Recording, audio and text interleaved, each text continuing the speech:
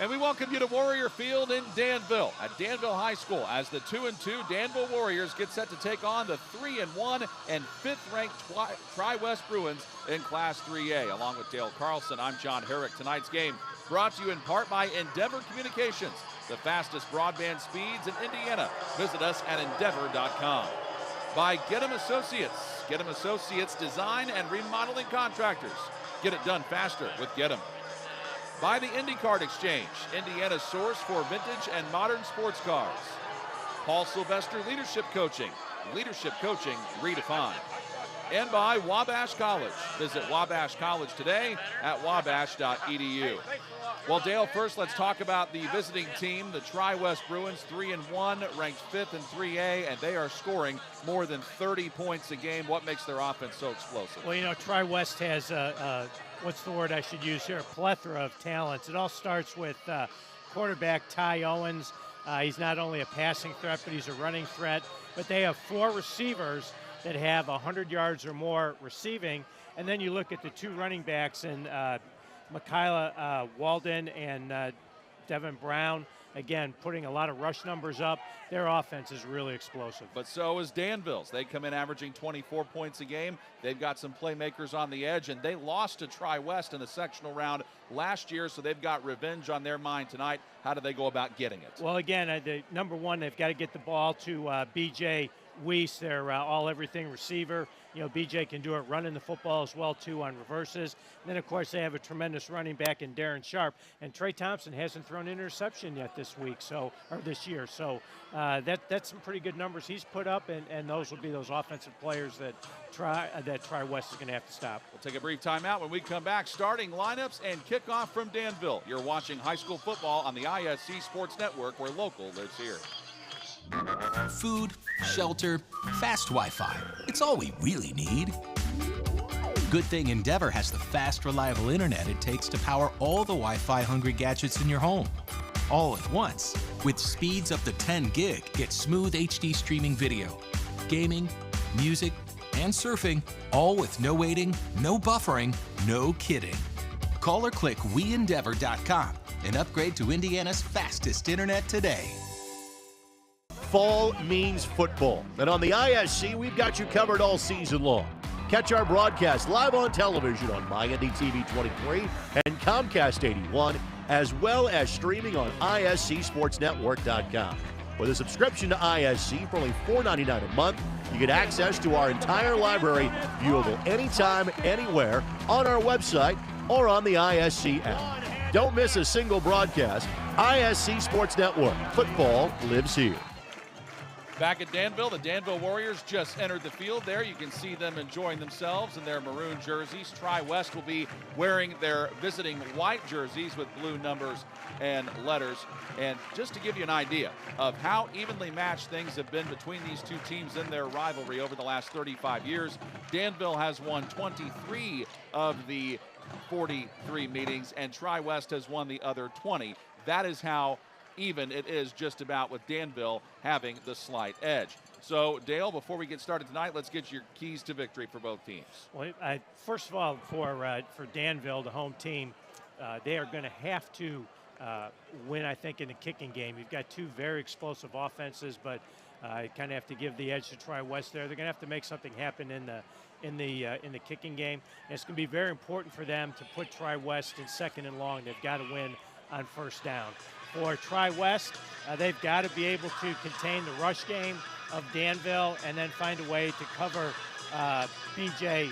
Weiss, because he is such a playmaker. So really, it's going to come down to which team can play great defense, and I think the kicking game might have something to say before the night's over. So Tri-West and Danville going out there to do the coin toss with their team captains. Referee conducting business. Wind is blowing at about, been blowing anywhere between 10 to 15 miles an hour. Sometimes you're going to get a wind gust a little bit higher than that. Game time temperature, 79 degrees. Coin is in the air. And he says Tri-West has won the toss, and they will receive.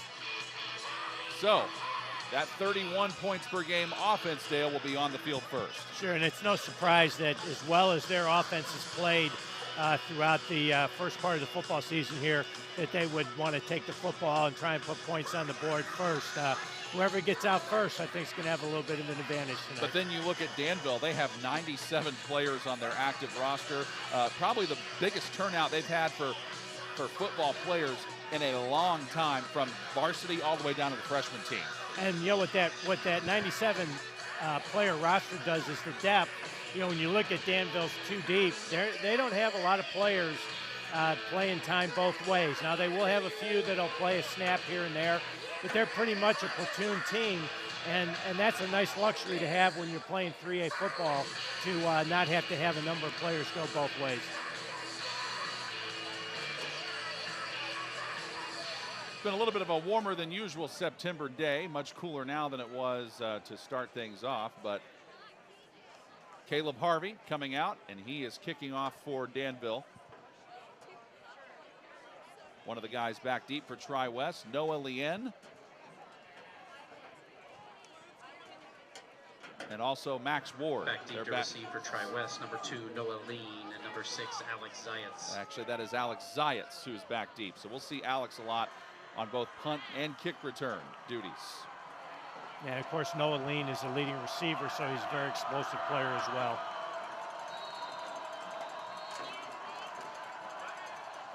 Harvey makes sure that the rest of his team is good to go, and we are underway. It's a short one, and it's picked up off the bounce by Lean. And Lean is hog-tied just before he can get to the 30-yard line. Coming up there, Hunter Adams to make the tackle on special teams. And Danville forces Tri-West to start from their own 30. I mean, even though that was a short kick, Danville was able to do a great job covering, limited the damage on the return, but Tri-West still has pretty good field position at the 30 to start their first drive. You look at this Tri-West offense led by Ty Owens. 6 touchdowns, 4 interceptions for them, and also Devon Brown, who you mentioned earlier, Dale. 4 touchdowns on the ground for him, 138 yards. Owens gives to Brown, and he goes nowhere. The Danville defense all over it to start things off. 21, Devon Brown on the carry. Tremendous penetration by Brandon Hahn right there, and the rest of the Danville defensive line just tried a little easy inside zone play, and Danville was all over it. Loss of 2 brings him back to the 28, 2nd and 12. They got 3 wide receivers to the left, 1 to the right. Jeffrey Marsh, Noah Lean, and also Cole Morgan. He's the team's leading receiver so far this year, but they go left to Connor Sayester, and Sayester stutters forward a little bit, picks back some of that lost yardage, and gets a decent gain. They give him the 36-yard line. Owens passes complete to 11. Danville is not going to allow Tri-West to go deep. They had both receivers down the field covered, so Owens was forced to dump the football off. Great job rallying to the ball, getting the 3rd down. Play brings up 3rd down. B.J. Wiest and Wyatt Gentry on the tackle for Danville. Owens taking more time here, looking over at his head coach.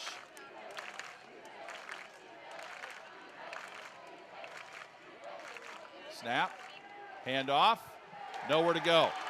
Well, on the second effort, though, he's making a move to try to push forward, and not much there as he is brought down by Danville's Andrew Smith. So Danville right now has Tri-West outnumbered in the box in the tackle area. 6 players to 5. Both running plays have really gone nowhere for Tri-West. Great first defensive series for Danville. Malachi Walden coming on to punt this one away.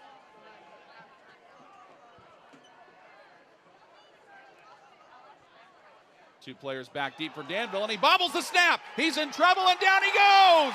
And the guy who gets there first, Wyatt Gentry, who knocks down Walden, who just couldn't handle it, and Danville gets to set up shop at the Tri-West 25-yard line. Geez, I almost looked like a prophet here talking about the kicking game, but this was more of a Tri-West mistake. It was a low snap.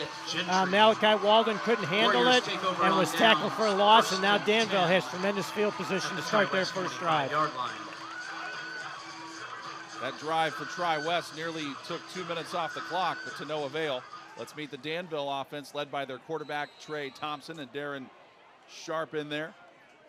He's got a few rushing touchdowns on the season. You'll see Jay Scrafton and Tanksley get involved there, one of their other wide receivers for the Warriors. Not much on Tiki Tanksley, and the first play of the game is a handoff to Darren Sharp, and he picks up a few yards, setting up 2nd and 6. Pretty good push by the Danville offensive line there. Again, Tri-West has them outnumbered in the box 6-5, but real good push up front, and good gain to give them a 2nd and 6. There's a look at the defensive starters for Tri-West, all brought to you by Franciscan Health Sports Medicine.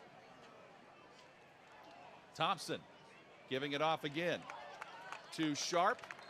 Sharp motors his way to about the 17, picking up another 4 yards, making it 3rd down and 2 for Danville. The big Danville offensive line, you know, when you look at them across the board, they're all over 225, 30 pounds. They're getting very good push right here. And even though Tri-West has good numbers against their offensive line is winning the line of scrimmage right now for Danville. Gain of about 4 yards on the play brings up 3rd down. Griffin Cole, one of the first men there for Tri-West, and a big 3rd down already for this Danville offense. They send Jace Scrafton wide to the right. B.J. Wiest in the slot. Handoff Sharp. Sharp's got a hole. 1st down and more. Inside the 10 to about the 8. 1st and goal Warriors. Really nice play call again by the Danville offensive coaching staff. That time they went to an unbalanced look. Tight end was aligned left. They had an extra tackle lined up right. Ran right behind it. Picked up some good yards and got their first and goal of the night. And Brady Hamstra made a shoestring tackle on Sharp to prevent the touchdown. Looks like Danville wants to go with this power game again. They're going to go in the unbalanced look again. Let's see if they run right or if they try to do something on the passing game here to the left. Wiest to the opposite side this time, as well as Scrafton. Handoff to Sharp. Sharp motoring his way down inside the 5 to about the 3-yard line. One of the first men there for Tri-West, Caleb Pfeiffer. 2nd and goal. Good little counter call here by the Danville offensive coaching staff. You got a little slant movement to the over tackle side, to the offense's right, defense's left, and this time Danville ran weak, picked up a nice gain, give himself 2nd and goal at the 4. Head coaches in this game: Jamie Comer, 23-5 in his 3rd year at Danville, and for Tri-West, Jason Ward. Yep, Jason Ward, 30-10 in his 4th year at Tri-West. He actually helped them to their first state championship back in 1996. 2nd down and goal. Handoff Sharp, and he's in for the Danville touchdown. Touchdown! So the Warriors take advantage of the mistake on special teams by Tri-West, and they take the early 6-0 lead. Again, very good play design, again with the unbalanced, but this time with 3 receivers, actually 4 receivers when you count the tight end, to the left-hand side. And again, just great push right there at the point of attack by the Danville offensive line. And then Sharp does the rest, lowers his shoulders in the end zone. Harvey trying to line up the extra point. Snap good, hold good, kick. And it is inside the right upright. Danville 7, Tri-West nothing. Back in a moment on the ISC Sports Network. Irritated by your internet provider? Have no fear. Endeavor is here with eForce high-speed internet. Download speed? No problem. Download an HD movie in seconds with our remarkable gigabit speed. Endeavor not only provides the latest fiber optic technology, we're also here to help you use it. We also provide television, wireless, security, and telephone services with outstanding local support. Give us a call or visit weendeavor.com to see if you're in our service area. Endeavor Communications. Technology for real people. Tonight's broadcast brought to you in part by Paul Sylvester Leadership Coaching. Company executives, middle managers, and even employees aspiring to a management role seek the professional coaching advice of Paul Sylvester. That scoring drive for Danville, 5 plays, 25 yards, took 2 minutes and 39 seconds off the clock, and they take an early 7-0 lead over the Tri-West Bruins. And the man who just made the extra point, Caleb Harvey, will be out to kick it off from the 40 again. That was quite the impressive drive that Danville put together, all runs. Again, their offensive line really took it over. Be interesting to see if they stick with that the rest of the night. And Darren Sharp, now on the season, is over 500 total yards from scrimmage, thanks to that excellent drive he had, capping off the 4-yard touchdown run. Deep onside there for Harvey, and it rolls its way into Noah Lean. Lean with a juke move. Lean trying to go somewhere, cannot. Carter Pruitt grabbed him down and put him at the 21-yard line. So the special teams kicking game really, like you said, Dale, it's being a factor for Danville. Yeah, so far Pruitt did a really nice job covering. He was able to slip a block. Almost got out leveraged on the run, but was able to get the hand on the jersey and make the tackle. And now Tri-West now at their 20-yard line, not in great field position to start their second drive. Big night for both these teams in the Sagamore Conference. Both Tri-West and Danville sitting atop the conference standings with records of 2-0. So depending on who wins this game tonight, one of these teams could be in sole possession of first place. Hand off to Brown. Brown has a hole down the left side. And Devon Brown still going, motoring his way past the sticks to about the 34-yard line. That's where they give him gain of 14 and a Tri-West first down. If you're going to be outnumbered in the box here, like Tri-West is, you've got to try and run the outside zone play. And Brown is quick enough to get to the outside, picked up a lot of good yards, big first down. That's a great first play answer for Tri-West. Wiest was the one who finally got over there to make the tackle for Danville. Pitch to Brown. Brown tries to get to the edge, cannot. Minimal gain on that. Wyatt Gentry and Andrew Smith over there. So it's second down and long. Wyatt Gentry did a really nice job here. We're trying to run the toss sweep, tried to out leverage the Danville defense.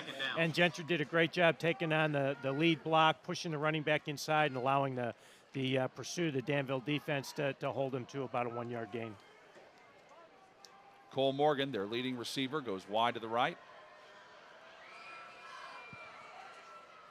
Fake. Owens fires across the middle and has a completion for a Tri-West first down. Just a little play action pass right in there. I don't think that was an RPO. Linebacker stepped up. Danville playing a too-high shell right here. There's a lot of space in between the linebacker and in front of the safety for the completion. Noah Lean makes the catch for the first down. His jersey's gotten scrunched up. He does wear number 2, but he's been busy tonight. Been tackled a couple times. Excellent turf field, by the way, that they have at Danville, which they do an excellent job taking care of. Pitch to Brown. Brown tries to get to the edge, and instead he goes into the waiting arms of Wyatt Gentry, giving him a minimal gain out to the 45, gain of 3, second down and 7 for the Bruins. Again, good job. Gentry, again, did a nice job taking on the lead block. Got leveraged a little bit, but he was able to actually take the blocker and push Brown out of bounds for a short gain. It's interesting, Danville now has gone to a little bit of a more 5-man box instead of a 6, and it looks like Tri-West is going to try and run the football a little bit against them. Receivers in there, Jeffrey Marsh, Noah Lean, also Connor Siester, who has a catch tonight already. Fake to Brown, and Siester with another catch. Deeper into Danville territory, still going. All the way out to the 31-yard line of the Warriors, and another Tri-West first down. Man who got over there to make the tackle for Danville, Ethan Walls. Again, I think this was a little bit of an RPO play right here. You can see the offensive line all zoning left. Linebacker stepped up, left the void again for the slant route in the middle of the field. A big first down for Tri-West. Their second first down of the drive. Fake, throw, Lean with the catch. Lean able to slip out of a tackle for a moment, then Wyatt Gentry stays with him and is able to knock him down at about they're calling it the 28, so it's a gain of 3, second and 7. Yeah, it's a little fake the zone, a little bubble screen outside, trying to take advantage of the safety depth by Danville. I'd like to see Wyatt, though, drive his feet a little bit more. I think he was taking a little bit for a ride right there. Could have had a no gain on that play. This drive for Tri-West started back at their own 20. Now they're at the Danville 28. 7th play of the drive. Hand off to Brown. Brown hit by a slew of guys, and the first one of which was Evan Lawrence, helped out there as well by Ethan Walls. 3rd down. Tri-West went for a little trap play right here, and Gregory Cade for Danville did a nice job attacking the trap blocker and forcing the ball back up inside again to where the Danville pursuit came. Danville's doing a great job pursuing to the ball and making plays tonight. 3rd down and 7. Just about.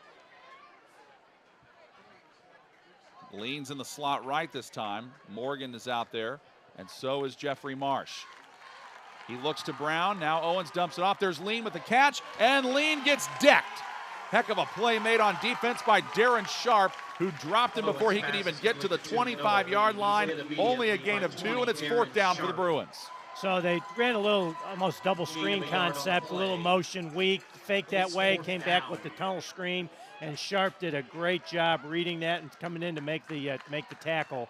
You know, again, Sharp's a good athlete. He's getting a little bit of double duty time tonight. So Tri-West, too long for a field goal, too deep for a punt, so they are going for it on 4th and 5.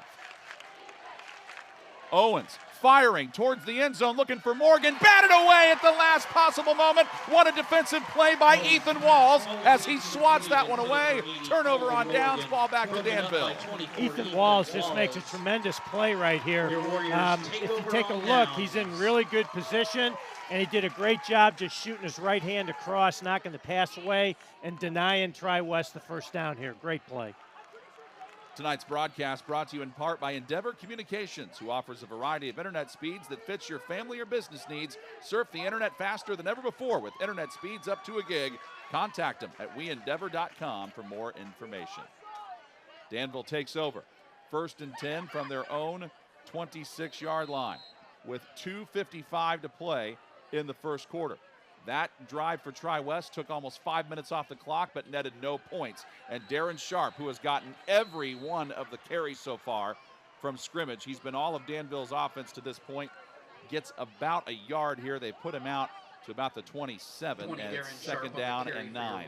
Tri-West defensive line does a nice job here, not getting knocked off the ball, holding their ground, and didn't give Sharp any place to run on this on that carry. Ethan Elsey, who you saw on your screen there for Tri-West, number 99, in on the tackle. Trey Thompson, the quarterback, was over there talking to his head coach, Jamie Comer, for a moment. Now he's back out there. Thompson with another give. And for Sharp, Sharp goes down just beyond the 30. Griffin Cole tackles him at about the 32 for a gain of 5. Third down. We're getting into some old-fashioned veer football right here because that was a true read play. Instead of pulling it, they gave the ball to Sharp here. I think going forward here, we might see a pull here by the quarterback to counter that hard charging Tri-West defense. So far for Thompson this year, 4 touchdowns, no interceptions. He has not attempted a pass tonight. Trying to get Tri-West to jump off sides with that hard count. They do not fall for it. Minute and a half to play in the first quarter, and Danville is calling a timeout. While we have a moment, we'll let you know that tonight's game brought to you in part by the IndyCard Exchange. At the IndyCard Exchange, they are actively buying collections from all eras of sports cards. Follow them on Facebook and Instagram, or go to IndyCardExchange.com for more information and to see how you can make money off of your collection. Well, John, Danville tried to go with the freeze play right there to try and get Tri-West to jump off sides, try and get either a free first down or potentially a free play down the field. Used to always like to do that against aggressive defenses, and of course, when it doesn't work, sometimes you got to call a timeout and get the right play call in then.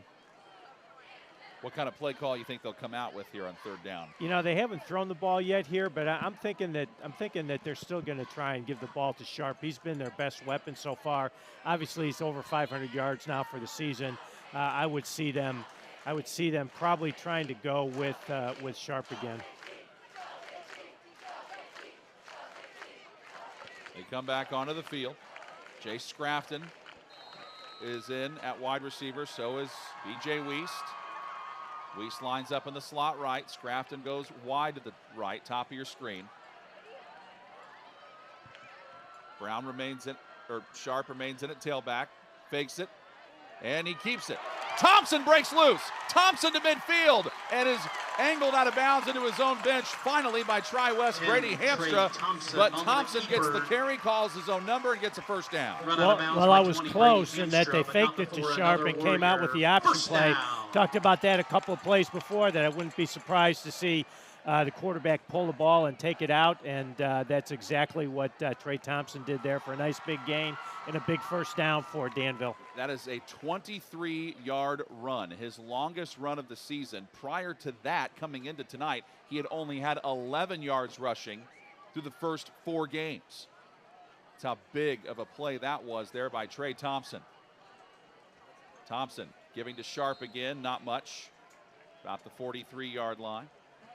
Well, Tri-West now is just going to stack the box. They're going to play one-on-one on their receivers on the outside. They're daring the Danville coaching staff to start throwing the football in here. I think they had enough of watching Sharp carve them up there in the first drive. So it'll be interesting to see here, second and long, if Danville dials up a throw here or not. Alex Ziat's on the stop for Tri-West. 2nd down and 8. We're nearing the end of the first quarter. Danville took advantage of a Tri-West mistake on special teams and went down and scored. Now they're trying to get another score out of it. Sharp the carry, and he just bulldozes his way forward. It's like a quick handoff right up the gut. He's close to a first down, but still shy of it, 3rd and short. 20 there in Danville offensive line again just did a great job knocking Tri-West off the ball. They're really using their size right now over Tri-West. Even though Tri-West is outnumbering them in the box, they are controlling the line of scrimmage, and Sharp is getting yards. Griffin Cole in on the tackle. And I think if they don't want to, they don't have to run another play.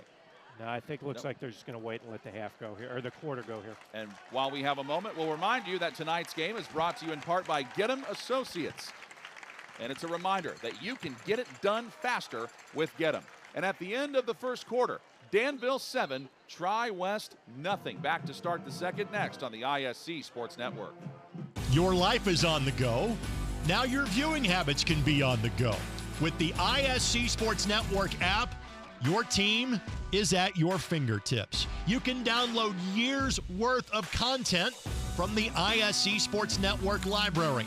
High school, college, special events, weekly and monthly shows, wherever you find your favorite app. And you can always find out more information at iscsportsnetwork.com. Want lightning-fast internet speeds? Choose Endeavor. Go from slow to whoa. From last to fast. And wait to great. Endeavor Communications is bringing the fastest internet speed in Indiana to your town. So you can download huge files in a flash. Stream videos at blazing speeds. And game online faster than you thought possible. Think fast and contact Endeavor Communications today at join.weendeavor.com. Big rivalry contest between Danville and Tri-West. Tri-West lost to Danville in the regular season last year, but then Tri-West beat Danville in the sectional round of the postseason to end their season. So you know Danville's got revenge on their mind, and you never know. These two teams could meet each other in the playoffs this year, too, with how crazy high school football can be in Indiana. Along with Dale Carlson, I'm John Herrick. Danville's got it. 3rd down and 3 from the Tri-West 38-yard line.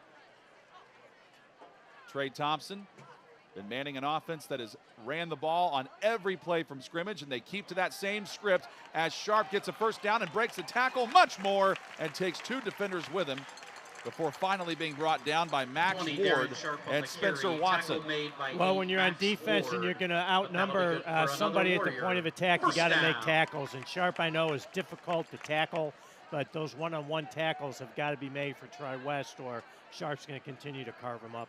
He's already got a rushing touchdown tonight, which is a 4-yard scamper, and that makes it his 5th rushing touchdown of the season. Danville at 2-2, Tri-West 3-1. Danville's, though, opponents' records to this point, 11-5, Tri-West's 7-8. So Danville's played a very tough schedule. And I think we got a new running back in the game this time for the Warriors.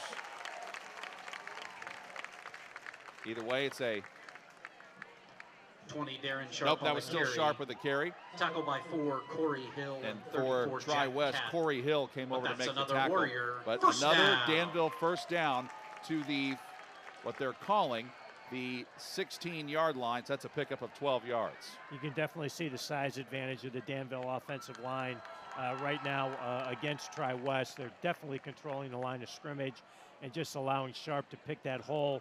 And of course, Sharp does his job by running over people too.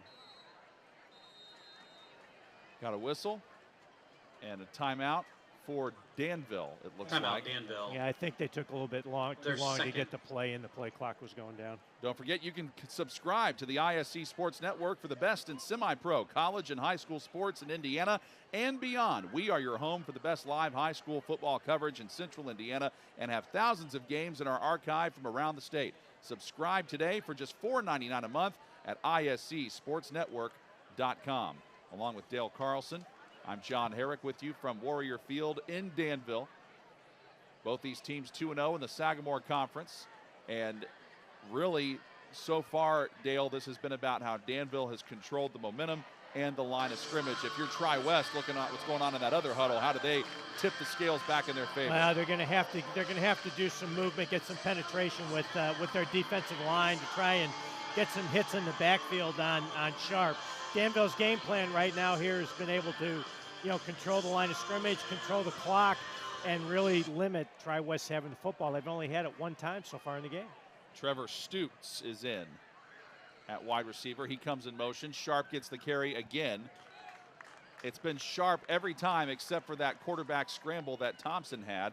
And Sharp gets his way down to the 11, gain of 5, 2nd and 5. So a little bit different take here. Instead of an off-tackle dive play, they ran the midline with the cutback. Caught the Tri-West defense really slanting towards the tight end side, and Sharp was able to pick up some yards on the cutback play. Scrafton comes in tight. Stutes stays in just off the edge of the right side. Jay Scrafton and B.J. Wiest in there. The pitch comes to Stutes. Stutes bouncing to the outside, has the first down, and he is down at about the 3-yard line. Gain of 8, first and goal for Danville. Again, a little, I want to say misdirection, but Sharp going to the right. Then they brought the pitch back to the left, kind of caught the Tri-West defense a little flat-footed there, and Danville's got another first and goal and is running a lot of time off the clock. Alex Zayats saved a touchdown for Tri-West by making the tackle, but this is the 10th play of the drive for Danville. They've had this ball now for nearly 4 minutes on the clock. Trying to get up by double digits. Handoff, Sharp plowing ahead, didn't get in. This time the Tri-West defense stands tall, or I think he's trying to say that he's still bouncing out, but they said nope, his forward progress was stopped. I mean, that, even though that play doesn't count for a touchdown, shows you how dedicated Sharp is. No doubt. I mean, he's going to go all the way till the whistle. He's going to keep his legs pumping, and that's one of the reasons why he's been able to break so many tackles tonight. He's definitely a fierce competitor. You can see right here, Tri-West did a great job kind of submarining, getting underneath the Danville offensive line, pushed him back, and we're able to stop Sharp at least on that play. Yeah, Blake Sonic's in there. Gain of 2, though. 2nd and goal for Tri-West from the 1. Hard count from Thompson. He pitches it, Stutes, and Stutes scoots his way into the end zone. Touchdown, Danville, and they now lead it 13-0. Yeah, another great play design. I wasn't sure they were going to get the ball off on time with the shifting and everything that they did. But they shifted over, gave a really strong formation look to the offense's right, and then came back with the pitch weak, and pretty much the Danville running back was able to walk into the end zone here. Caleb Harvey made one from the other end of the field. Tries to make one on this end. Thompson is the holder. Snap is good. The hold is good. The kick. He nails it. Danville 14, Tri-West nothing. 8:57 left in the second. You're watching the ISC Sports Network. Your Warriors lead it. Leaps ahead. Still on his feet. Stevens lunges. Are you kidding me? Champions of Marion County. Unbelievable. Touchdown. Living up to that last name. Wabash has the lead for the first time today. Said that was going to be a highlight reel. Oh, baby. Yeah, you can celebrate after that. Tonight's game brought to you in part by Endeavor Communications, offering a variety of internet speeds that fits your family or business needs. Surf the internet faster than ever before with internet speeds up to a gig. Contact them at weendeavor.com for more information. That was a scoring drive for Danville that went 11 plays, 74 yards, and took 4 minutes and 58 seconds off the clock. Trevor Stutz takes the pitch and runs it in from a yard away. Extra point good. And Danville dominating this game so far as Caleb Harvey comes in to kick off. Back deep to receive for Sometimes Tri-West, your number best 1, defense, Jeffrey John, is your Marsh offense, Jr. keeping the ball away And from 6, Tri-West. Alex Zayas. This will only be their second possession in the game, and Danville's already up 14-0. Both of them have played only one game this year coming into tonight. They had only played one previous game against 3A competition. Both teams have played teams from Class 4A and above. As Harvey angles this one as a deep onside kick, has to be picked up on the bounce by Alex Zayas.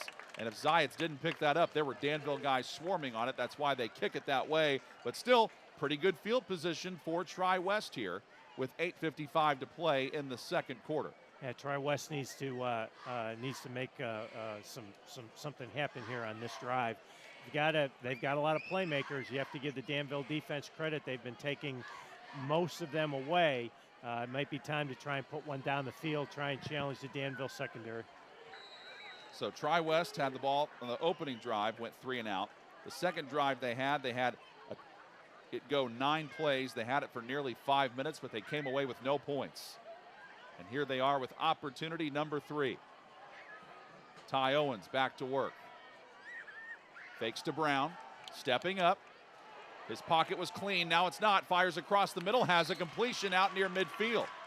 Well done there by Noah Lean. He's saying he was down, and they say he was. He was tackled there by Caden Collins.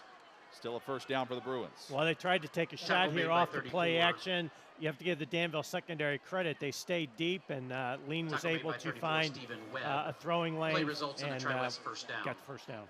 That was a gain of 17 yards.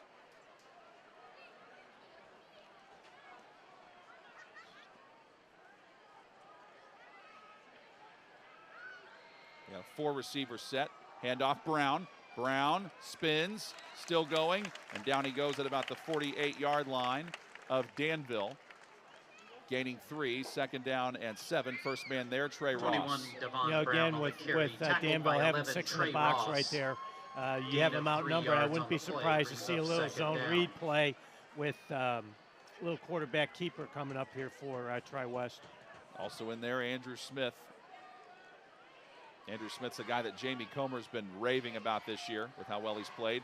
Pressure coming off the edge, throw out there, caught at the 40, still going for a Tri-West first down. Good awareness there by Owens to get rid of it to his favorite target, Cole Morgan. Really well-designed play right here. It was a little hitch route on the inside, a little bit deeper in route on the top with a post route taking care of the safety. It gets a big first down here. Smith and Caden Collins on the tackle. Gain of 13, though, and another Tri-West first down. Their second on this drive.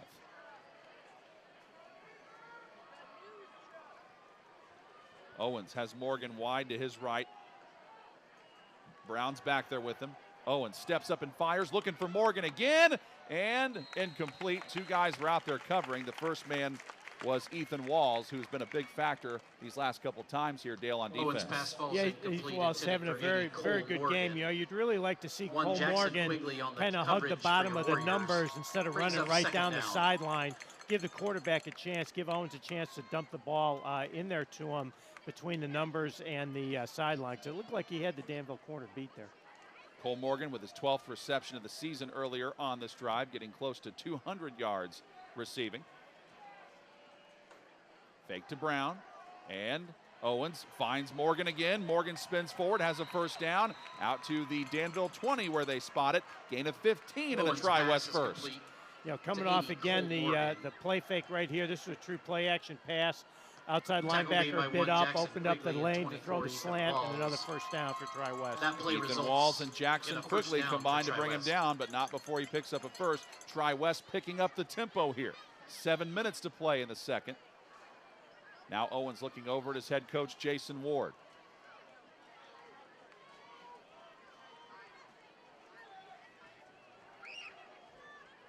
They have 3 first downs on this drive.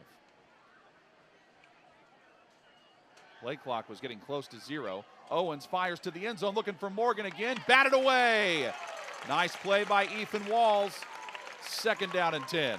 It's two nice pass breakups that Ethan Walls has had tonight. I was kind of surprised to see them take a shot at the end zone since Danville was playing coverage and they had favorable numbers in the box potentially for a run. You can see why they like that matchup with Cole Morgan, 6'1", 170 pounds. Now Danville puts B.J. Wiest on Morgan. Handoff, Brown. Brown trying to get to the outside, breaks off a tackle. He's close to a first down, just down outside the 10. They spot him at the 12, so that's a gain of 8. Third down and short. 21, Devon Brown. Wyatt Gentry had an opportunity here to make a tackle for about a 2-yard gain and just missed it. That shows the elusiveness of Brown and his ability to run through a tackle as well. Again, with those light box numbers, called to run that time, and it worked out well. Gives him a 3rd and short. Jeffrey Marsh, the wide receiver, at the bottom of your screen. Morgan is at the top. 3rd down. Pitch to Brown. Brown close to it. He might not have gotten it. Danville fans and the sideline of the Warriors certainly don't think he got it. Depends on the spot. They've changed the down marker to 4th, so it's 4th and short here for Tri-West. Wyatt Morgan again does a nice job, or Wyatt Gentry does a nice job setting the edge here. He forces Brown back inside to the pursuit, and now we've got a big 4th down here for Tri-West. Braden Hahn leading the charge for Danville. Handoff to Brown. Brown's got it. He just needed really to get inside the 10, and he did. Ended up getting to the 7-yard line. That is a gain of 3 and a first down for Tri-West. A little quick snap here by Danville, or by Tri-West. They got up, they caught Danville before they were set. Got a good push, and now Tri-West has a 1st and goal. They really need to come away with a touchdown here. Tri-West has had the ball for nearly 4 minutes on this drive. This is play number 10 of it. Morgan wide to the right. They bring in Connor Siester in the slot left. Watch out for him. He's had 2 catches tonight. He throws to Siester, who makes the catch and waltzes in for a Tri-West touchdown. Wyatt Gentry's made some really big plays here defensively. I'm not quite sure what he was looking at right there, but he kind of got flat-footed, allowed the receiver to get back in front, and you know, Owens can throw the rock here a little bit. He wasn't going to miss that. Extra point try will be attempted by Cortland Williams. He is 14 of 17 on PAT tries this season. The holder, Malachi Walden. Snap a little bit errant for a second, and the kick is blocked. Though Danville Warriors stand tall on at least the PAT try, and it's 14-6. They still lead. 5:04 left in the second. You're watching high school football on the ISC Sports Network. Again? Tortured by technology? Have no fear. Endeavor is here with Speed Geeks. Our Speed Geeks are expert technicians ready to rescue you from technology troubles. Our experts are here to get and keep your Wi-Fi running properly. We'll even make sure all of your devices stay connected. Give us a call or visit weendeavor.com to see if you're in our service area.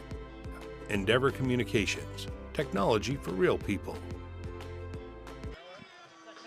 Tonight's game brought to you in part by Paul Sylvester Leadership Coaching. Company executives, middle managers, and even employees aspiring to a management role seek the professional coaching advice of Paul Sylvester. Danville leads it 14-6. And let's go back. Dale, this is something that you talked about in the pregame, the importance of the kicking game for both teams. And here was things going awry for Tri-West. It started with the snap. Yeah, it started with the snap. It was a poor snap, and then somebody on the inside got a hand on it. You know, in a game like this, every point counts. And that could be a big block right there as we get down towards the end of the game. We'll see. Cortland Williams on to kick this one away.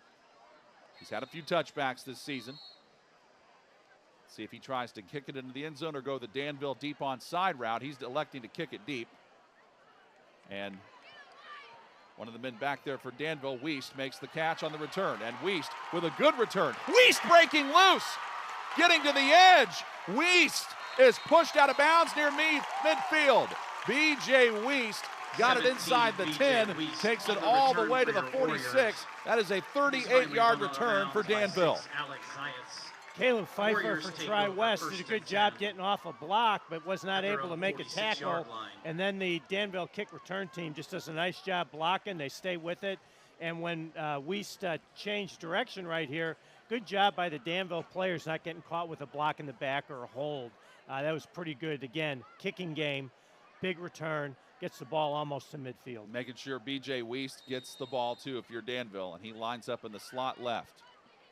Danville has not called a pass play tonight. Everything has been a run, either to Darren Sharp or Stutz or a run by Thompson. That's been it, and it's worked so far. That's why they lead 14-6. Give it to Sharp again. Sharp goes down just shy of midfield.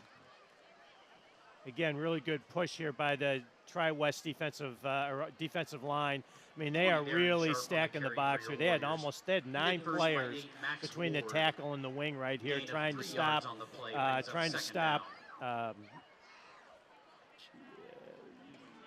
think it was Max Ward who made that stop, but he was also helped out by several of his teammates. 2nd down and 7. Can't believe I couldn't remember Sharp's name here. He's been taking the whole ball game. But great job by the defense. Again, they're one-on-one on the outside. You might have to see Danville throw the football. Scrafton and Wiest. And now watch Trevor Stutz. He comes in motion again. A whistle, timeout, called by Jamie Comer and Danville. So now Danville is out of timeouts, and it looked like they were about to run their first pass play of the night. And instead, they end up calling their 3rd timeout with 4:06 to play, but they lead it 14-6. So what do you think, Dale, that they might do in order to try to get this passing game incorporated? Because, at some point, Tri-West will make them. They're in that point right now, as I said, on the last running play, and as good a runner as Sharp is, when you've got 9 players up on the line of scrimmage, it's very difficult to find any space to run. So you could see that we're going to try to fake the toss and then sprint out to the field where they had one-on-one coverage. And I think that's what they're going to have to do, is try and get outside the pocket, take advantage of the one-on-one that Tri-West is giving them, because right now Tri-West is saying, you got to throw the football if you're going to beat us. Tri-West scoring at 31 points a game, allowing 23. Danville scoring 24 and allowing 25. And if Danville can get another touchdown out of this drive, they'll be almost near that points per game total by halftime against one of their biggest rivals. Especially they play in the same conference, and they are not that far from each other. These two teams rivals in a lot of sports. Throw out left, that's caught by Wiest. Wiest going down the sideline, breaks loose again, has a Danville first down. So you mentioned in the pregame, Dale, they got to get the ball to Wiest. They do it here. They did, and just on a little bubble screen concept. And Jay Scrafton, the sophomore on the outside, did a great job, got a great block, sprung Wiest, and now it's a big first down for Danville. Looks like they're back in business again. Pushed out of bounds by Zayats and Brady Hamstra, but it is a 1st and 10 for the Warriors with 4 minutes to go in the second quarter. They're stacking those receivers up with Stutz and Scrafton. Throw out to Wiest. They try to get blocking for Wiest. Wiest able to use some of it. And he is shoved out of bounds at about the 32-yard line. The man who finally got him out, Corey Hill. But another nice play for B.J. Wiest. Again, just simple little bubble screen, this time to the 3-receiver side. And great blocks out in front by Trevor Stutz and Jay Scrafton. And Wiest does the rest, breaks a tackle, and gives him a 2nd and short. Yep, gain of 8, 2nd and 2. Tri-West has all 3 of their timeouts, but the big thing they've got to do is find a way to get a stop here. Hand off, Sharp. And Sharp has a first down inside the 30 to the 27, picking up 5. Danville going to the spread formations and now showing that they're not going to be afraid to throw the football. They were able to widen out the Tri-West defense, opened up a running lane, for Sharp. And if he can continue to get 4 or 5 yards of carry and just eat this clock, Tri-West might not get the ball back here in the second half. Amari McIntosh in on the tackle for Tri-West, but it came a little too late as Danville gets another first down. Their 6th first down of the first half. Sharp up the middle, no room to go. Tri-West players converge on it immediately. The first 20 guy Darren there, Sharp on the Amari carry. McIntosh again, number 55 on your Tackle by screen there. 55, Yeah, McIntosh did an excellent job here. He just defeats the block. He's able to come down and take Sharp to the ground. You don't see Sharp going down that easily, but McIntosh put a big hit on him. No gain on the play, or well, they say maybe a yard. So second down and long still. Inside 3 minutes to play of a game that Danville has been in control of. And since Tri-West got the ball to begin the contest, Danville will get it to start the second half.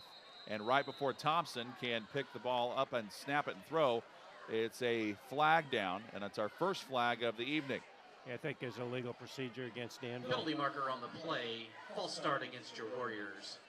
Still second down. Tri-West was trying to do a little stunt, a little tackle twist game inside. And even though the Tri-West down lineman moved, he didn't move forward. He was moving laterally, and that caused the Danville, one of the Danville offensive linemen to move. That moves the ball back to the 30-yard line.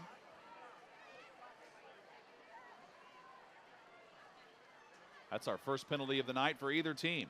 2nd and 14. And we might have another one here.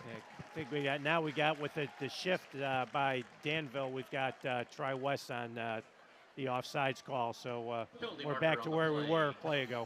Offsides. So we've gone from 2nd and 9 to 2nd and 14 to back to 2nd and 9. Yeah, the Tri-West defense is just trying to get off the ball. They're trying to make something happen. They've been getting pushed around so much tonight. And just that little shift, that little movement caused them to jump, but they still have Danville in 2nd and long. And they bring in Evan Lawrence, does Danville here. Big 6'7", 230-pounder. He can play tight end on offense, and he's also been known to play defensive line on the defensive side. See how they decide to play this. Stutes is in the game. He's already got a touchdown tonight as well. Sharp gets the carry, and they hold on to him.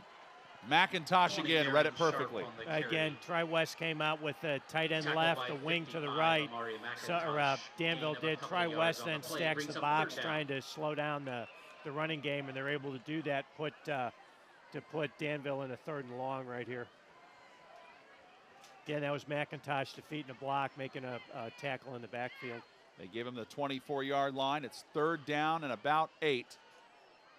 And if I'm Tri-West, I consider maybe using a timeout at some point to try to stop the clock. Yeah, you might think about that, especially since Danville gets the ball to start the second half. Thompson opting to throw, and that is incomplete. Now you don't have to use the timeout because Danville just stopped the clock for you. Yeah, again, Danville trying to make something happen, throwing the football. They took a little sprint out action, though, into the boundary, allowed Tri-West to use the hash mark to the sideline to kind of squeeze the receivers, Danville's receivers, and ball had to get thrown away here. Big 4th down here for Tri-West. Not much confidence in the kicking game of Harvey. Harvey has not, well, he's attempted 1 field goal this year, and he made it. That was a 24-yarder, though. From this distance, it'd be 42, so they are electing to go for it here on 4th and 8.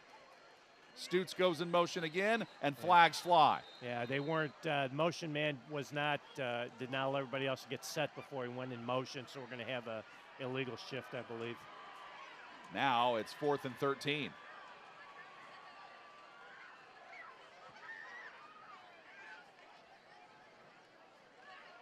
This also allows Tri-West to make a substitution. They bring back in Caleb Pfeiffer. Yeah, McIntosh has been playing hard inside, and inside against all those big bodies. He deserves to get a little bit of a break here.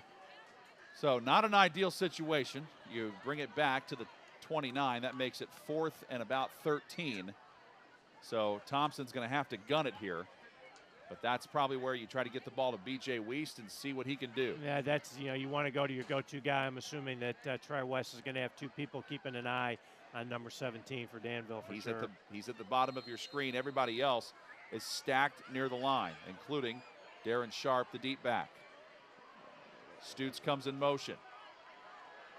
And he's looking down the middle. Might have Weist, and might have been contact, but no flag. I think what might have happened there, Blake Sonicson dove, and Danville fans thought that he got the leg of Wiest. Wiest thought so too. No flag though, so it's a turnover on downs, and Tri-West gets the ball back with 1:05 to play in the second quarter and all 3 of their timeouts. Well, Danville had the right call on there, and I got to give Tri-West defense coordinator's got some guts there, Gus, basically going one-on-one coverage with Wiest. Wiest had the DB beat, but Danville didn't execute, and so now it's first down. Tri-West offense, they can go down the field here with what they can do with their offense. They are certainly capable of doing that. Owens has pressure now, fires, pass hauled in, catching that one, Noah Lean, and he didn't get the first down though. He's a little bit shy by about a yard or so. He did go out of bounds, however, so that stops the clock at 59 seconds. So they went to sprint out pass here, trying to make sure that they can get the ball to a receiver on the sideline, let him get out of bounds and stop the clock if he can't get a first down. Owens looking, acted like he was going to option it. Now he gets decked, but he has the first down. So even though he gets the first, that stops the clock for a moment. Ty Owens on the keeper. But Danville read it and didn't let him do anything more dangerous with it. Yeah, it was definitely a lead or speed option play, and Owens did a nice job getting the seam. He got the first down, but the clock's running. We got to get going here, Tri-West. Braden Hahn with the tackle. 40 seconds and counting. Owens stepping up and firing. Pass tipped into the air and nearly intercepted. Owens' pass falls in. Almost got picked off by Jackson Quigley, and one of the men up front got a hand on it. So this time they weren't going to let him get the slant route in behind. They had pretty good defense there. Of course, the tip pass helped as well. And, of course, that does stop the clock, though, for Tri-West. So they've got second and long. And that was Darren Sharp who got his hand on the ball. My goodness. Owens looking out. Had his man, Siester, who already has a touchdown tonight and has a few catches, but could not haul this one in. Third down. Threw the ball just a little bit behind him, and Siester wasn't able to pull it in. They did stop the clock, but they need a first down here, or I think they're going to have to punt the ball. They certainly don't want to go for it on fourth down, give Danville an opportunity. Devon Brown the back, Siester in there as well. So is Cole Morgan at the top of your screen. Owens looking around, pressure coming in his face, batted up in the air, incomplete. Batting this one Owens' down pass falls was Evan Lawrence. Broken up by great pressure up the field by Evan Lawrence. The Danville defensive line really doing a nice job. It looked like they're trying to set the screen up, and you know, that's tough when your quarterback's a little bit shorter and you've got a 6'4" defensive end coming at you. Q's just got to get up on his toes, try and get the ball over, and wasn't able to do it. Now remember earlier, it's Malachi Walden punting it away to Wiest, and he bobbled the snap earlier. This time he gets this one away, and they don't call for a fair catch. Instead, they decide to go with it, and that is Danville's Caden Collins, and Collins runs it back to the 37-yard line, a 9-yard return. Again, floated the snap back there this time, and if Danville would have had a sort of a punt rush on, they might have gotten this one, but as it is, I think it's going to come back here. I think there was a block in the back. A flag is down around the 43-yard line. Yep, it is against Danville. So Danville might with this penalty, because you would have had the ball closer to midfield, and now with this penalty, that's going to back them up to around the 20-yard line or so. So backing that up further might change Coach Jamie Comer's strategy here. Well, they're going to get the ball to start the second half, so my guess is they're either going to hand it off or take a knee and go in the locker room with an 8-point lead. They'll have it 1st and 10 at their own 23-yard line. That's a difference of about 20 yards, that penalty. Yeah, that really takes Danville out of any thought of really trying to make something happen right here. That negates what was a 45-yard punt, 9 yards on the return. They line up in the victory formation. Thompson just takes a knee, and that does it for the first half.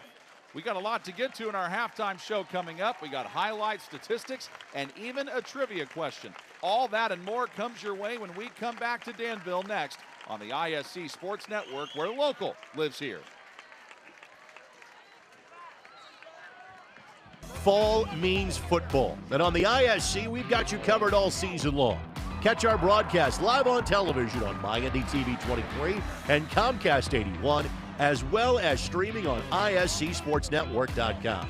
With a subscription to ISC for only $4.99 a month, you get access to our entire library, viewable anytime, anywhere, on our website or on the ISC app. Don't miss a single broadcast.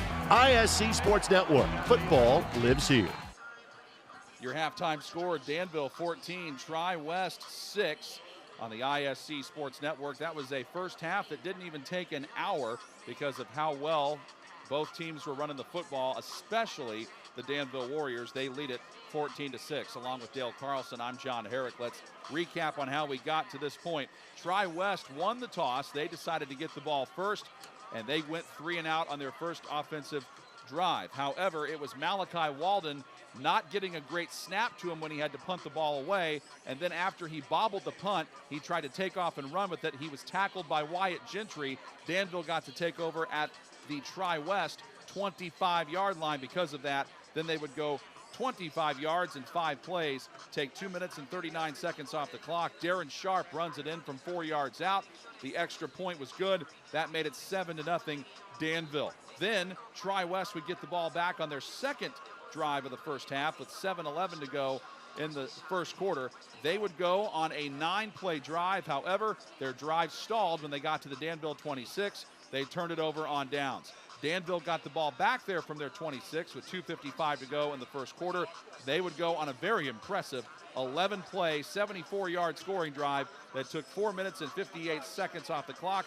Trevor Stutz runs it in from a yard away. The extra point is good. That made it 14-0 Danville. But back came Tri-West on the very next possession with 8:55 to go in the second quarter. They would go on a 10-play, 68-yard scoring drive that took 3 minutes and 51 seconds off the clock, and it was Owens throwing that touchdown to Connor Syester from 7 yards away.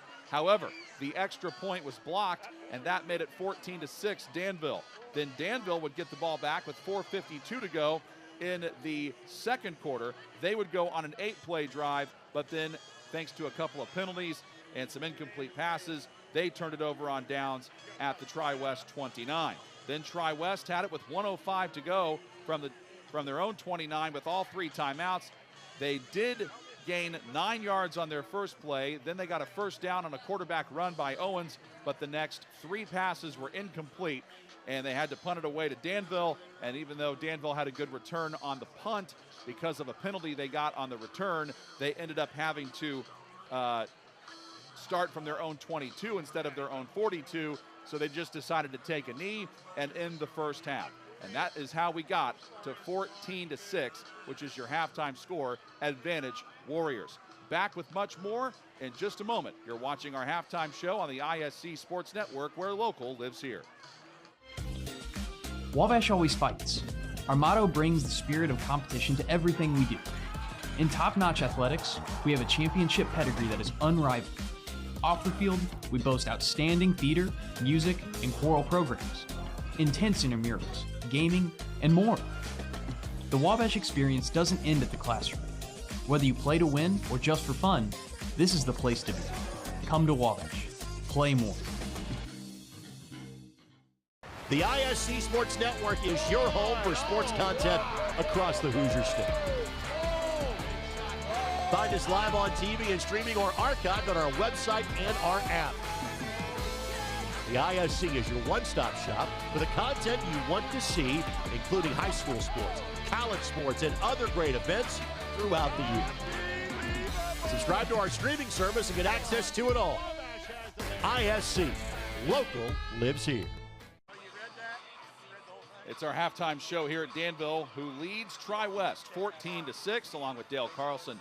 I'm John Herrick with you from Warrior Field. Dale, this is just one of those games where it feels like both teams can make plays, but it's almost like neither team has enough possessions that they'd like to have. So since things are so limited, how do you think how both teams are going to figure out what the key plays are in the game and how to make them here. Well, you know, John, one of my favorite coachisms is a Bill Parcells quote, you know, the old Giants, Dolphins, Cowboys head coach, and he said that in any close game, there's going to be 5 or 6 plays that you have to make, and those are going to be the difference makers, but you never know, and they're not necessarily going to be big plays, but they're going to be things like a blocked extra point. They're going to be things like Ethan Walls breaking up that 4th down pass on Tri-West second drive to keep them out of the end zone. So you can see right now, you know, Danville's already made 3 of those types of plays that you need to make to win a game like this, and Tri-West has not made any yet. So I think that's going to be the key here. You know, is it going to be a 4th down stop? Will it be something in the kicking game? Will it be a big play that needs to get made? And you know, conversely, you know, Danville had an opportunity to really blow the game over when they had one-on-one coverage on their stud, Wiest, on their last drive, and they weren't able to connect with the post route. So that was a play that Danville didn't make.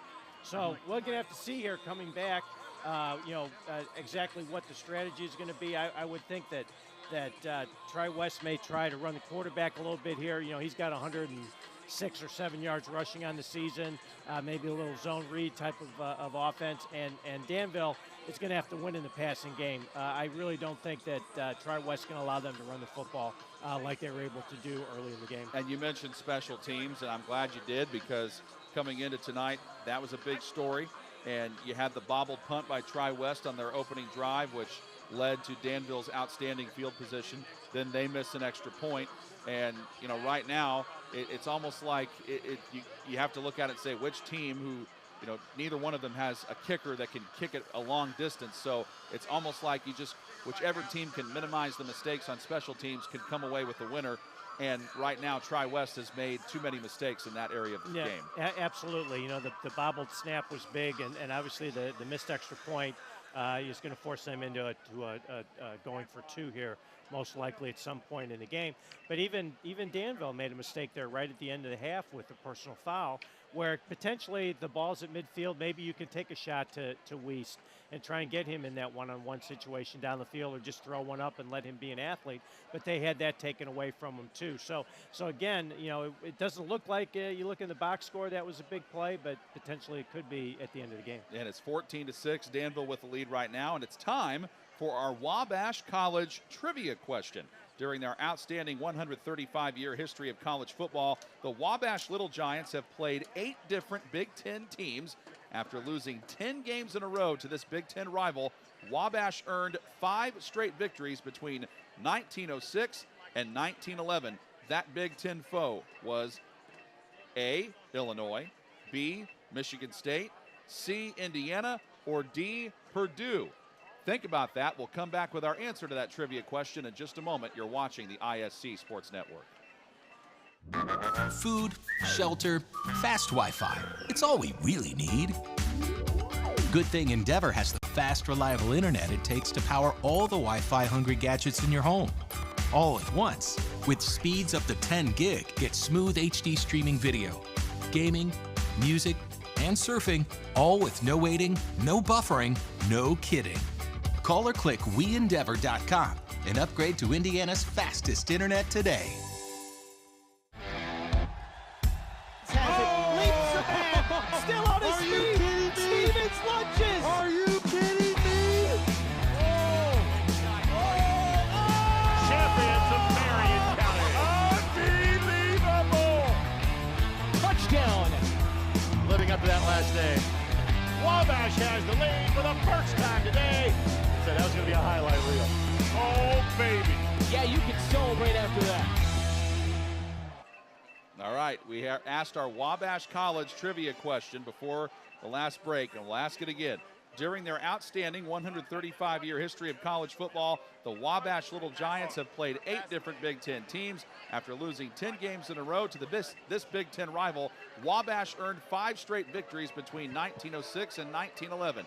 That Big Ten foe was A, Illinois, B, Michigan State, C, Indiana, or D, Purdue? Dale, do you have a guess? I'm going to say Purdue. You are correct, sir. The answer is Purdue. The Little Giants and the Boilermakers have not played since 1928, and Purdue owns an all-time advantage of 19-8-2. Wabash is 1-9 versus Indiana. They're also 1-19. 1-19-1 against the other 6 Big Ten teams. You know, that was pure guess. I had absolutely no idea, but I thought, well, they're close to each other, so it had to be Purdue. It's pretty awesome. I think it'd be kind of cool to see some teams play each other. You know, maybe not just in an exhibition game, but see them play each other like they used to. Yeah, I don't know. That'd be. I tell you That's what. That's asking a lot. Having coached at all levels of college football, I would not have wanted to take any of my Division III teams and go play a Big Ten team. I would never would have wanted to do that. Well, it's based on that Little Giant record, it's something else. But hey, they beat Purdue that one time, and you know that they're going to feel awfully proud of that. By the way, here's what else is going on in the Sagamore Conference tonight. Lebanon is hosting Frankfurt, so Lebanon is 1-1. Frankfurt yet to get a conference win. North Montgomery playing Western Boone tonight, and Western Boone is 1-1. North Montgomery 0-2 in the conference. Southmont at Crawfordsville. That's a tough battle for Crawfordsville because they have not won a conference game yet, and Southmont is a perfect 4-0 on the season coming in, and Tri-West and Danville, of course, playing in this one. So depending on what happens with Southmont and in this game, Dale, we're going to have a lot of conference shakeup at the top of the standings here. Yeah, I saw Southmont last week, and they are loaded too. Their rushing attack is tremendous. They have a couple of very good skill players, but more importantly, they can also play some defense. And as we're seeing tonight, 2 pretty good offensive football teams have made some plays, but they haven't made enough of them, to put a lot of points up on the board, at least so far in the first half. All right, we will get Dale's keys to the second half and also review some of the first half highlights because there were quite a bit of them when we come back to our halftime show in just a moment. You're watching the ISC Sports Network. Irritated by your internet provider? Have no fear. Endeavor is here with eForce high-speed internet. Download speed? No problem. Download an HD movie in seconds with our remarkable gigabit speed. Endeavor not only provides the latest fiber optic technology, we're also here to help you use it. We also provide television, wireless, security, and telephone services with outstanding local support. Give us a call or visit weendeavor.com to see if you're in our service area. Endeavor Communications. Technology for real people. Your life is on the go. Now your viewing habits can be on the go. With the ISC Sports Network app, your team is at your fingertips. You can download years' worth of content from the ISC Sports Network library. High school, college, special events, weekly and monthly shows, wherever you find your favorite app. And you can always find out more information at iscsportsnetwork.com. Let's take a look at some of the first half highlights of how we got to this point. Danville 14 and Tri-West 6. And for Danville, Dale, it was all about the running game. Darren Sharp got things going, but Danville also took advantage of this Tri-West mistake on special teams. Darren Sharp caps it off with the 4-yard touchdown run, and that's how they started leading this entire game. Yeah, Sharp has been so good for Danville rushing the football. You have to give Tri-West some credit here at the end of the game, or at the end of the half. They were able to make some plays. And I think looking right here at Tri-West throwing the football, they're going to have to find some ways to get the ball out to their dynamic receivers to hopefully open up the run game for them a little bit more. And do you think we might see more of this, that Trey Thompson kind of quarterback bootleg, which totally had the Tri-West defense fooled? Well, they're going to have to do one of two things, I think, Danville, because Tri-West is going to stack the box to try and take Sharp away. Either he's going to have to run with the football a little bit, or they're going to have to obviously get the ball to Yeast, but also get the ball in the perimeter on some of those pitch plays to try and keep the Tri-West defense honest. It is Danville 14 and Tri-West 6. And we will have the start of the second half when we come back in just a moment. You are watching high school football on the ISC Sports Network, where local lives here. Want lightning fast internet speeds? Choose Endeavor. Go from slow to whoa. From last to fast. And wait to great. Endeavor Communications is bringing the fastest internet speed in Indiana to your town, so you can download huge files in a flash. Stream videos at blazing speeds and game online faster than you thought possible. Think fast and contact Endeavor Communications today at join.weendeavor.com. Leaps ahead, still on his feet. Stevens lunges. Are you kidding me? Champions of Marion County. Unbelievable. Touchdown.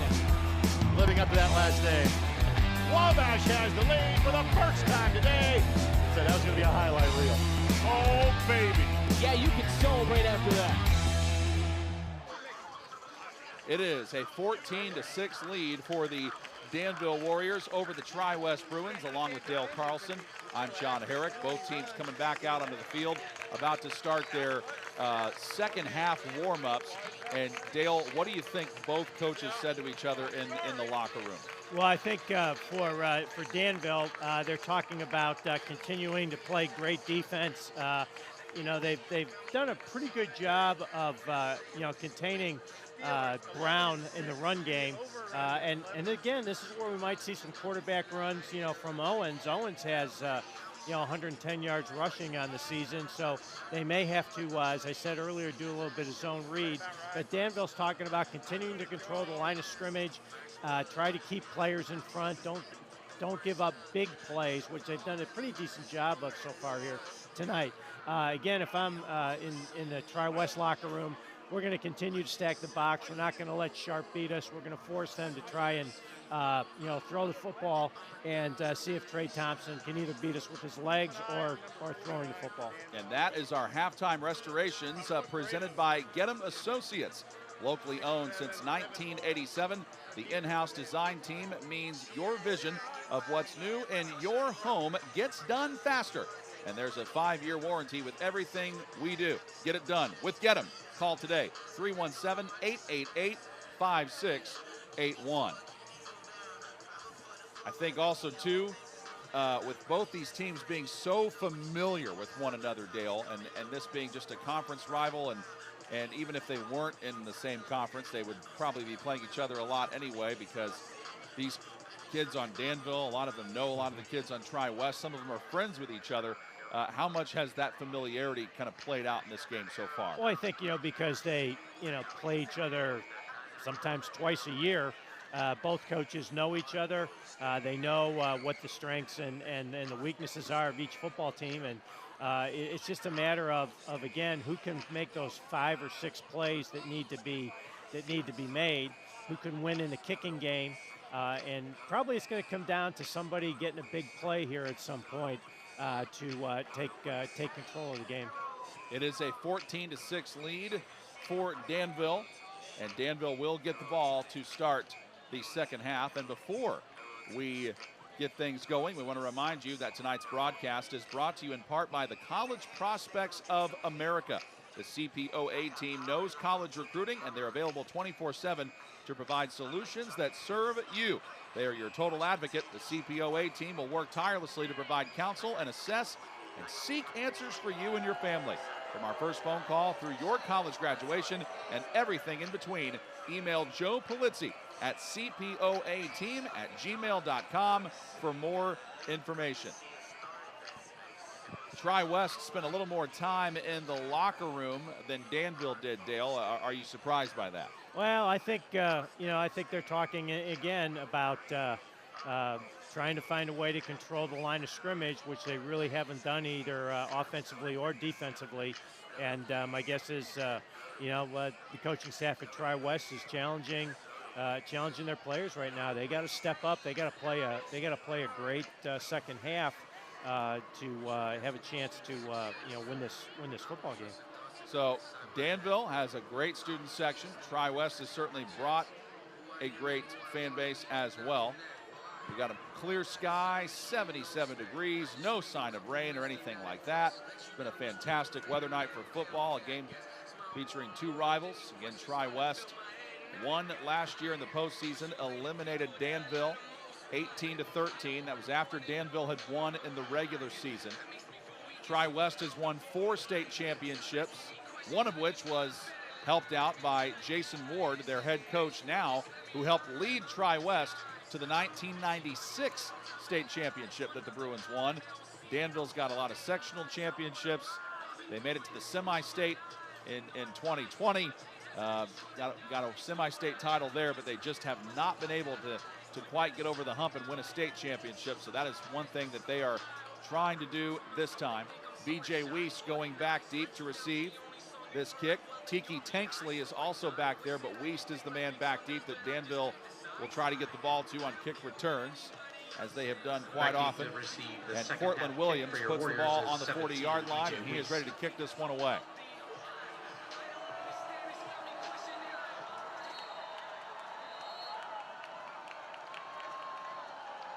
Both teams have turned it over on downs once. It's been a very competitive game so far, and Williams drills that one through the end zone for a touchback.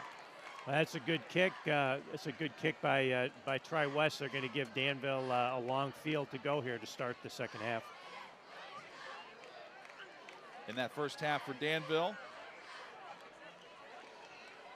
7 first downs. Tri-West had 6, but again, Danville got the conversions when they really needed them, and Tri-West stalled at some critical times, especially on that last drive of the first half, where they got 1 first down and then 3 straight incompletions.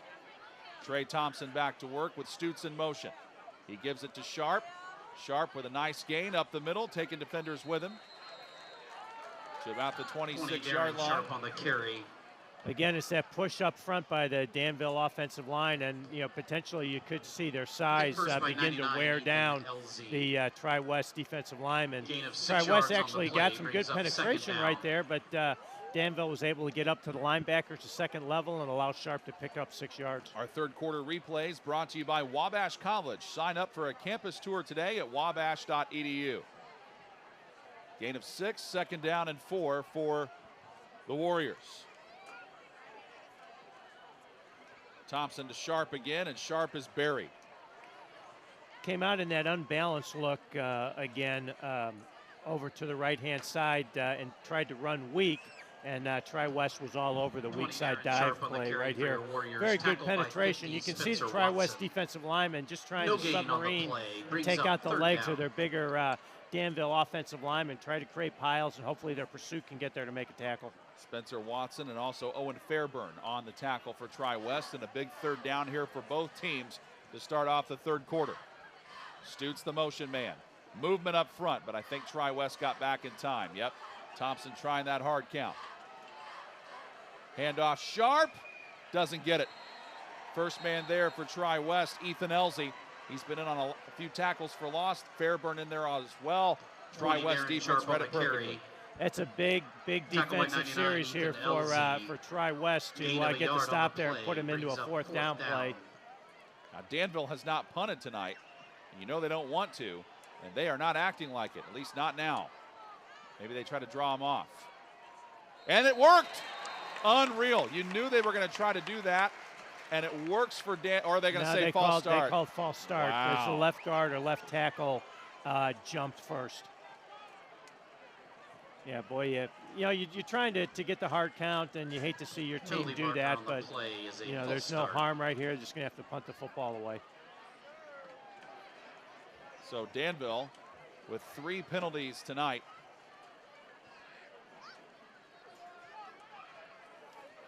And Trey Thompson is back to punt, but remember, he's also the quarterback. I can put him in line for a fake. Yeah, I think that was a backup offensive lineman, too, that jumped right there, so maybe it could be a little bit of lack of game experience. Alex Zayats, one of the deep men back for Tri-West. Thompson certainly takes his time before delivering this punt, and it goes out of bounds at about, they are spotting it at the 42-yard line. So that is only a 19-yard punt, no return, but Tri-West gets outstanding field position at the Danville 42-yard line. Yeah, it was a poor snap. Danville's running the rugby-style punt. Even though the snap was low, he had time and just kicked it off the side of his foot. I think he rushed it a little bit after he got the low snap. And again, it's not a block. It doesn't look like it's a big play, but Tri-West has great field position here to start the second half. Ty Owens with 3 receivers stacked to the top of your screen. Brown, the deep back. He fakes to Brown. He throws it out there. It's caught by Morgan. Morgan with a nice move. Morgan trying to get to the sticks, and he does, as he spun down at the 31-yard line, picking up 11, but a Danville first finally wrestled down by Wyatt Gentry. You know, Lean may be the leading receiver on this team, but he had a big block right there that sprung the first down on just a little bubble screen play, and a nice pickup here for Tri-West. Another replay brought to you by Wabash College. Sign up for a campus tour today at wabash.edu. 1st and 10 for Tri-West at the Danville 31. Tries to give it to Brown. Owens is in trouble, almost loses the football, and tries to get back to the line of scrimmage, and somehow makes a positive play out of that and gets a yard when that ball was juggling free almost. I think they were trying to go on the zone replay here, and Owens got wasn't quite sure, am I going to hand it off? Oh, no, he bobbled the snap. That's what that was. He bobbled the snap, was a little bit high. That could have been a disastrous play for Tri-West. There's Andrew Smith on your screen there, who made the tackle. He was helped out in the end there by Braden Hahn, who's been in on several plays defensively. 2nd and long. Owens fires, and the play is broken up. Excellent play by the Danville defense. Ethan Walls in there on the coverage, and so was Jackson Quigley. Incomplete to Connor Siester. 3rd down. Quigley is the one that does a really nice job here. He gets his hand up inside and knocks the football away. That's a great play by Quigley. I tell you, you have to give the Danville defensive backs some credit here. They've been playing very physical and doing a great job timing those punch outs as the ball gets to the receiver. I think it's 4-down territory here for Tri-West. No doubt. So I don't think they're going to try to, if they don't get all 9 here on this play, not the worst thing. Owens steps up, and he's got room. Goes for the first down and gets it. Owens into the middle of the field and backpedals his way down inside the 10-yard line, or right, they'll give him the 10. That's where they'll say his progress stopped, but that's a gain of 20 on the Owens scamper. They're trying to, again, go to the bubble screen to the right, and there was a little bit of pressure. Danville came up and read it, and Owens used his legs. As we said, you know, he's got over 100 yards rushing this season. He showed his ability to run the football right there. Wyatt Thompson saved a touchdown. That's the 2nd first down on this drive for Tri-West. A touchdown and a 2-point conversion ties it up. Owens in trouble. Owens trying to get out of it. He fires to the back of the end zone. It is incomplete and wide of the mark, trying to get it to Siester. Coverage was good, and the throw is a bit long. 2nd down. Danville does a really nice job getting pressure on the quarterback right here, forced Owens to have to bail out. He was trying to go to a little switch route concept where the receiver at the top of the screen goes inside, the receiver, the slot receiver to the top goes outside. Danville covered it very well, but he had a receiver in the back of the end zone. He just threw it a little bit too high on the scramble. Siester remains in the slot. Jeffrey Marsh is out there. Marsh does not have a catch tonight, but he's been in a lot of these wide receiver sets. Throw right, batted away, incomplete. Quigley knocks that ball out of the air. Excellent defensive play by Danville again. 3rd down. I know he wanted to go the one-on-one into the boundary right here, but it's almost a double coverage play. But Quigley did a nice job, again, shooting his right hand in front, put his hand a little bit late on the receiver to make sure he couldn't get his arms up to try and make a play. Great defensive play. From this distance, it'd be about a 28-yard field goal if they have to settle for one. But it doesn't, they haven't been look like the field goal going for type. Looks like they might go with 4-down territory. Dumps off across the middle, incomplete. Might have tried to been set up a screen to Brown, and it does not come to fruition. The pressure from Danville up the middle, outstanding from Braden Hahn. It's 4th down, and they're sending on the field goal try. Yeah, I'm kind of surprised that they're going for the field goal. Great job by Danville reading the screen right here and you know, forcing an incomplete pass. We'll see here if a little bit better protection here, a little bit better timing on the snap and the kick here for Tri-West. So for Tri-West, Cortland Williams, 14 of 18 on PAT tries this year. Has not tried a field goal. The kick here, though, from 28, he knocks it through, and Tri-West is within 5. We'll take a brief timeout. Back in a moment on the ISC Sports Network. Again? Tortured by technology? Have no fear. Endeavor is here with Speed Geeks. Our Speed Geeks are expert technicians ready to rescue you from technology troubles. Our experts are here to get and keep your Wi-Fi running properly. We'll even make sure all of your devices stay connected. Give us a call or visit weendeavor.com to see if you're in our service area. Endeavor Communications, technology for real people. Tonight's game brought to you in part by the IndyCard Exchange. They're actively buying collections from all eras of sports cards. Follow them on Facebook and Instagram or go to IndyCardExchange.com for more information and to see how you can make money off of your collection. 14-9, and the big play on that drive was the 28-yard field goal by Cortland Williams to make it a 5-point game. Danville still on top, Dale. Well, Danville stood up at 1st and goal and did not allow Tri-West in the end zone, held them to a field goal. So let's see if they can get their offense moving here now in the second possession. And that's a low line drive from Williams, and it goes out of bounds, which means an illegal procedure penalty on Tri-West. And believe it or not, this is their first penalty of the game. Well, it's a good decision not to field that kick, to let it go out of bounds. I thought for a minute that the Danville returner might have touched that, but he didn't. So now Danville is going to get pretty decent field position here to start their second possession of the second half.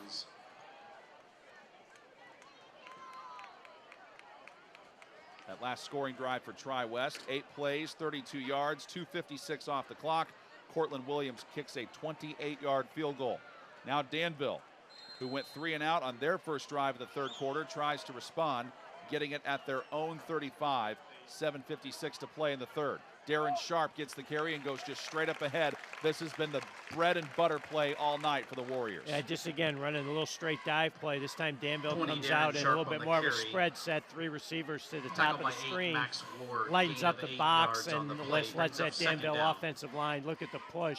I mean, those red jerseys are just pushing those white ones back right now. Max Ward there on the tackle. Third quarter replay brought to you by Wabash College.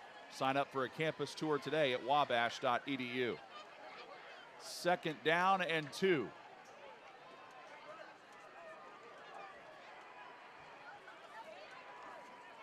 Handoff Sharp again. Sharp breaks loose. 1st down and more across midfield and finally decked by Brady Hamstra. But Sharp over 100 yards rushing now and continues to dominate at the line of scrimmage.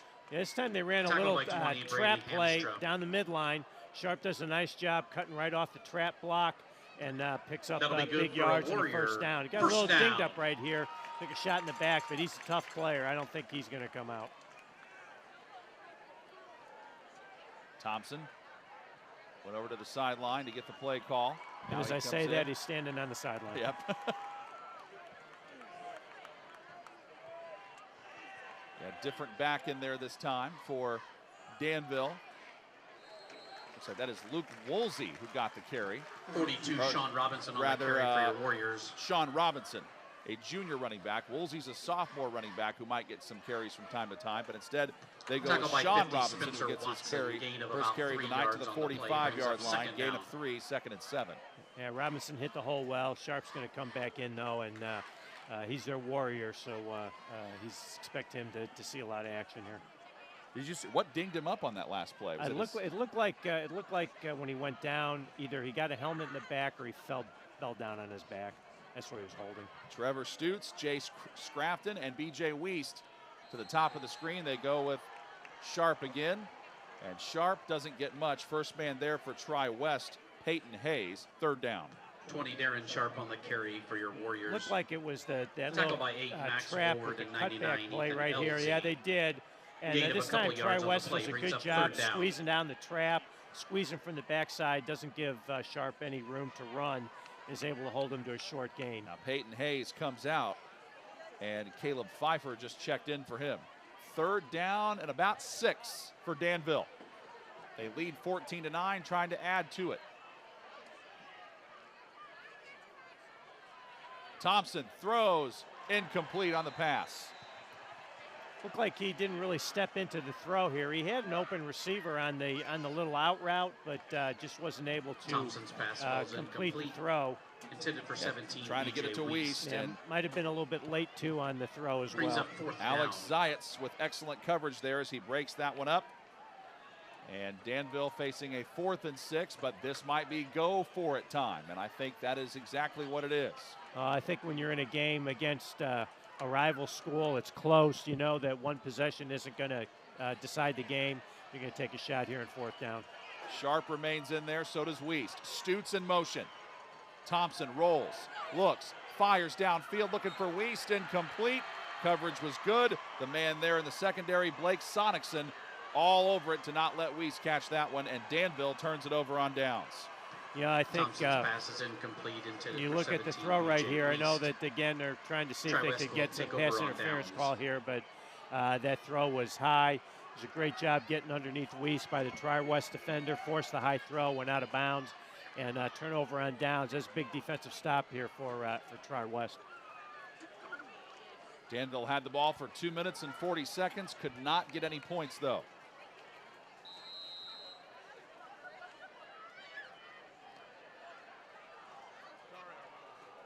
Tri-West tries to get their first lead of the night. They have trailed the whole game. Pressure coming. Owens is in trouble, and down he goes! The man for Danville coming off the edge, Trey Ross. He came free and stayed with it and knocked it down. You know, Danville the last couple of series has been kind of all over this bubble screen. Although I think what they were trying to do was to fake the bubble screen and run the go route down the field, and Danville covered it very, very well. Really would like to see Owens just throw that football away and not take that sack. Big defensive play for Danville. First sack of the night on Owens. And for Trey Ross, that is his third sack of the season. Owens steps up and fires, rolls, intercepted! Intercepted by the Warriors, coming back the other way. They've got Wyatt Gentry, and Gentry goes down just outside the 30. Wyatt Gentry sitting on the route over there, and he comes up with a huge defensive play. You know, Wyatt Gentry has been making plays all night in the run game. He's the one that's been kind of messing with all these bubble screens. And then right there, he steps in front of the out route, gets a really nice return, gives Danville great field position and a lot of momentum here in the middle of the third quarter. That is the second interception of the season for Wyatt Gentry. Certainly worth another look there on the Wabash College replay. Sign up for a campus tour today at wabash.edu.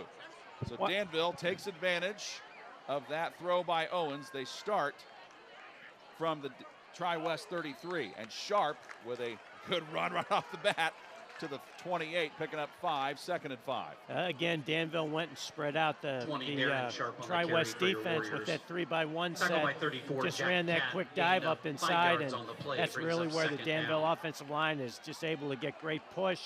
There's a lot of white jerseys there, but they're getting pushed off the ball, and Sharp, of course, is a tough runner, picks up 6. It was also Wyatt Gentry who tackled the punter, Malachi Walden, on that bad snap on special teams to start off the game. Yeah, Wyatt's all over the field tonight for sure. He's been outstanding. They stack the receivers to the right. Some confusion maybe a little bit there. Thompson fires to the back of the secondary, nearly intercepted. He almost gave it right back and went in and out of the hands of Sonicson. He was right there and could not hang on. Well, I think he threw it a little bit early. Ethan Elzey had really good pressure for the Tri-West Bruins, and unfortunately that ball got thrown up for grabs. They actually had the post route. He was open. Good throw, gets it, but the pressure up front forced an early throw, and it was almost picked. 14-9, Danville with the advantage. They just got an interception. Wyatt Gentry picks off Ty Owens. That's the 5th interception of Ty Owens on the season, but Danville almost gave it right back, and they've got a critical 3rd and 5. And they keep it on the ground with Sharp. Sharp nowhere to go. 2 guys there for Tri-West, Elzey and also Spencer Watson, 4th down. Well, I thought like Danville got a little lucky there. I thought their motion man went in motion as Sharp was getting set, but there was no call. Again, it was Sharp, 4th down. By 50, Spencer Watson. You got to think that they're going to fake it to Sharp here potentially. Maybe see a little bit of an option play here as they ran in the first quarter. I think they've got a lot of things that they can go to right now. It looks like they're going into tight formation, which usually means it's going to Sharp. Danville has turned it over twice tonight on downs, trying to avoid doing that a 3rd time. Thompson fires, catch made, first down Warriors. Inside the 15 to about the 14-yard line. And it was Weiss, their money man at the money time. You know, and that really was very good coverage by Brady Hamster on Weiss, but you know, that's your money guy. That's who's got to make those plays in those tough situations. It was an excellent throw, and big first down here for Danville. Inside 3 minutes to play in quarter number 3. That's the second First down of the second half for Danville. Handoff, Sharp. Sharp busting loose, still taking defenders with him inside the 10. They spot him down at about the 7. Yeah, are they trying to say the ball came out? Now, official's calling it down. Okay. Official already called it down. And they're also telling the head coach, Jamie Comer, for Danville Sharp's to back up. too. And Sharp is hobbling. That's not good for Danville. 20, Darren Sharp on Yeah, it the looks carry. like he got grabbed down right around that ankle there. You can see his ankle get twisted. Oh, my. But I tell you what, if they had replay, we might be looking at that one. Gain of I'm about not sure 5 so yards sure on he the was play, down there, brings but up that's what the second official down. called. But now Sharp's hurt. That could be big here for Danville going here into the fourth quarter. Yeah, that ball definitely came out, and it looked like Tri-West may have recovered. So Danville dodges a bullet there. Can they take advantage on second down and about 5? At the 7-yard line, Stutes in motion. Pump fake, fire by Thompson. Intercepted back there by Sonicson. Now, did he get out of the end zone? They're saying he did not. He did. He stayed in the end zone. He did not come out. So Sonicson gets the interception in the end zone for a touchback. He almost had one earlier on this drive, and he gets it here. Looking for Wiest. Turnover on Danville. I don't know. I was trying to look to see if there was some miscommunication on what Wiest was supposed to do, but it sure looked like he was going to the back of the end zone. And if that throw would have been towards that back pylon, it looks like Wiest makes a play easily. I don't know if Thompson felt some pressure. It looked like he had time to make that throw to the back of the end zone, but he didn't.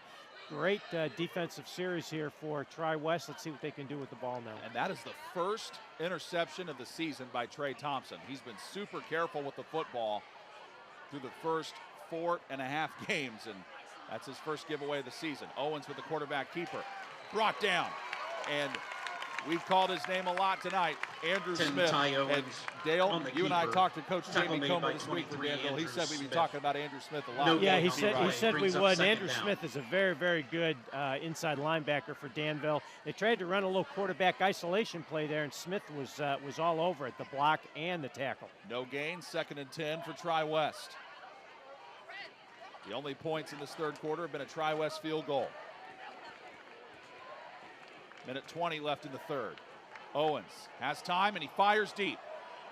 Might be too far, though. Yep, over the head of his intended receiver, who is Jeffrey Marsh. Again, made this comment before, but when you're going to run those go routes, you do not want your receiver to be running right down the sideline. You'd like to see him on the bottom of the numbers, or maybe just a step or two outside the numbers to give the quarterback some space to drop the football in. When the receiver runs down the sideline like that, it's either got to be a perfect throw or it's going to be out of bounds, and we've seen that twice tonight for Tri-West. That's the first time that Marsh has even been targeted in the game. He's got 8 receptions on the season for 99 yards. Now it's 3rd and 10 already, and the play clock is down to 4. Tri-West has got to hurry. Owens, I don't know, he barely got the snap off in time. He's in trouble. He fires down the middle, incomplete. Trying to get it to one of the men who has scored a touchdown tonight, Connor Siester, but couldn't get it to him, and it's 4th down. So Tri-West went with the vertical routes, and Siester was the slot to the offense's right. He's got that little bit of a bender just trying to get in the open space, and he was in the open space. A good throw right on him. That's not only a big play. There was nobody behind him. That might have been a touchdown.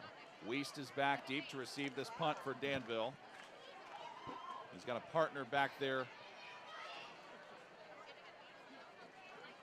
with him, who is Caden Collins, and this punt away from Malachi Walden, and it's not a very good one. And that one goes out of bounds on the Tri-West sideline. Depends on where the ball went out in the air. That's where the officials will spot it.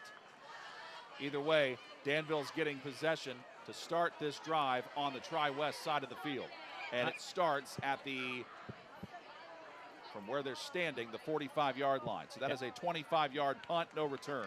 Yeah, John, I don't think they wanted any chance of kicking the ball to Wiest. I think he was just trying to kick it out of bounds. The idea probably was to get it a little bit deeper, but they did not want to put the ball in Wiest's hands there. That affects the kicking game like you've been talking about. And it's those little things. It's not always a big play. It's something like that. Darren Sharp is back in. He looks like he's been hobbled twice, but he continues to play on. They fake it to him, and the ball is loose. It's taken away by Tri-West, Oh my goodness, Ethan Elsey pulls it away, and Thompson saves a touchdown by getting back there to tackle him before he can score at the 15-yard line. I mean, we'll have to see the replay here, but it almost looks like Elsey took the handoff. I think Elsey just took the ball away from Thompson. He's been in the backfield a lot tonight. Ethan Elsey enjoyed himself with 50 seconds to go. Yeah, he should. That's a really big defensive play for Tri-West. Oh yeah, the ball just came out on the. I don't know if they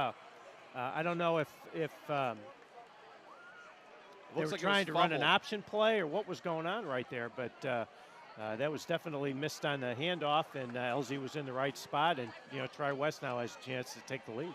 My goodness, both teams just giving the ball back to one another, and Elsey recovers the fumble and runs it back to the 15-yard line. Can Tri-West take advantage here? Brown gets the carry, his first carry of the second half, and Devon Brown has nowhere to go. And again, who's there? It looks like Wyatt Gentry makes the tackle right there for no gain. Been all over the field. Wyatt Gentry. Another look at the gain of a yard on the play brings up on the second handoff, down. Courtesy of Wabash College. That was that option play. They were trying to run that veer option play, and they just did not execute the mesh. And then back here on the other side, back to action where the snap is fumbled, and it goes past Owens, and Owens has to fall back on it. So it looks like we're seeing some sloppy play right now by both teams, and Tri-West had a great opportunity. It looked to potentially take the lead right here. Is now looking at third and forever. Third down. And that is the end of the third quarter, but we'll remind you that Endeavor Communications is offering a variety of internet speeds that fits your family or business needs. Surf the internet faster than ever before with internet speeds up to a gig. Go to weendeavor.com for more information. We go to the fourth quarter next. You're watching high school football on the ISC Sports Network. Fall means football, and on the ISC, we've got you covered all season long. Catch our broadcast live on television on MyNDTV 23 and Comcast 81, as well as streaming on ISCSportsNetwork.com. With a subscription to ISC for only $4.99 a month, you get access to our entire library, viewable anytime, anywhere, on our website or on the ISC app. Don't miss a single broadcast. ISC Sports Network. Football lives here. Wabash men are leaders. In this environment, self-governance is a way of life. Students develop strong leadership skills in classes and labs, on the field and stage, and in clubs and organizations. These men are prepared to take on campus and the world beyond. 1 in 10 of our graduates hold high leadership positions. Presidents, owners, founders, you name it. When you want to lead, you go to a leading school. Come to Wabash. Lead more. We start the fourth quarter with Tri-West facing a 3rd and 18 from the Danville 23 because of a bad snap that went behind the quarterback, Ty Owens' head, or behind his leg rather. He had to fall on it, a loss of 9. So now Tri-West, they're really out of field goal range at this point. They're going to have to pick up several yards even if they don't get the first down. But they're thinking about trying to find a way to get the lead. Brown is next to Owens. Owens fakes to Brown. Pressure comes, he fires down the field and is caught by Morgan for the touchdown, and Tri-West has the lead for the first time tonight. A 23-yard strike from Owens to Cole Morgan. Yeah, Morgan does a nice job setting up the post route, attacking leverage to the outside, then makes his move into the post, and you could see the free safety on the other side of the field went with the corner route that was at the top, left the middle of the field wide open, and the one-on-one, and Morgan makes the play, and all of a sudden Tri-West has the lead. They had a short field to begin with, only having to go 15 yards. Yeah, that was a tremendous throw by Owens. He really put that post route right on the money. And things got difficult for them. They lost 9 yards, but hey, they come right back, and Owens fires a strike. And they are lining up to go for 2, and it looks like they're in the wide. Owens is going under center.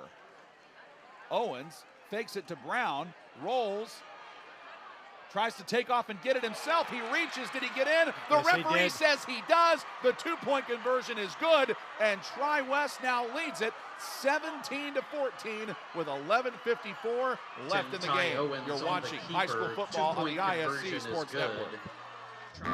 Food, shelter, fast Wi-Fi. It's all we really need. Good thing Endeavor has the fast, reliable internet it takes to power all the Wi-Fi hungry gadgets in your home.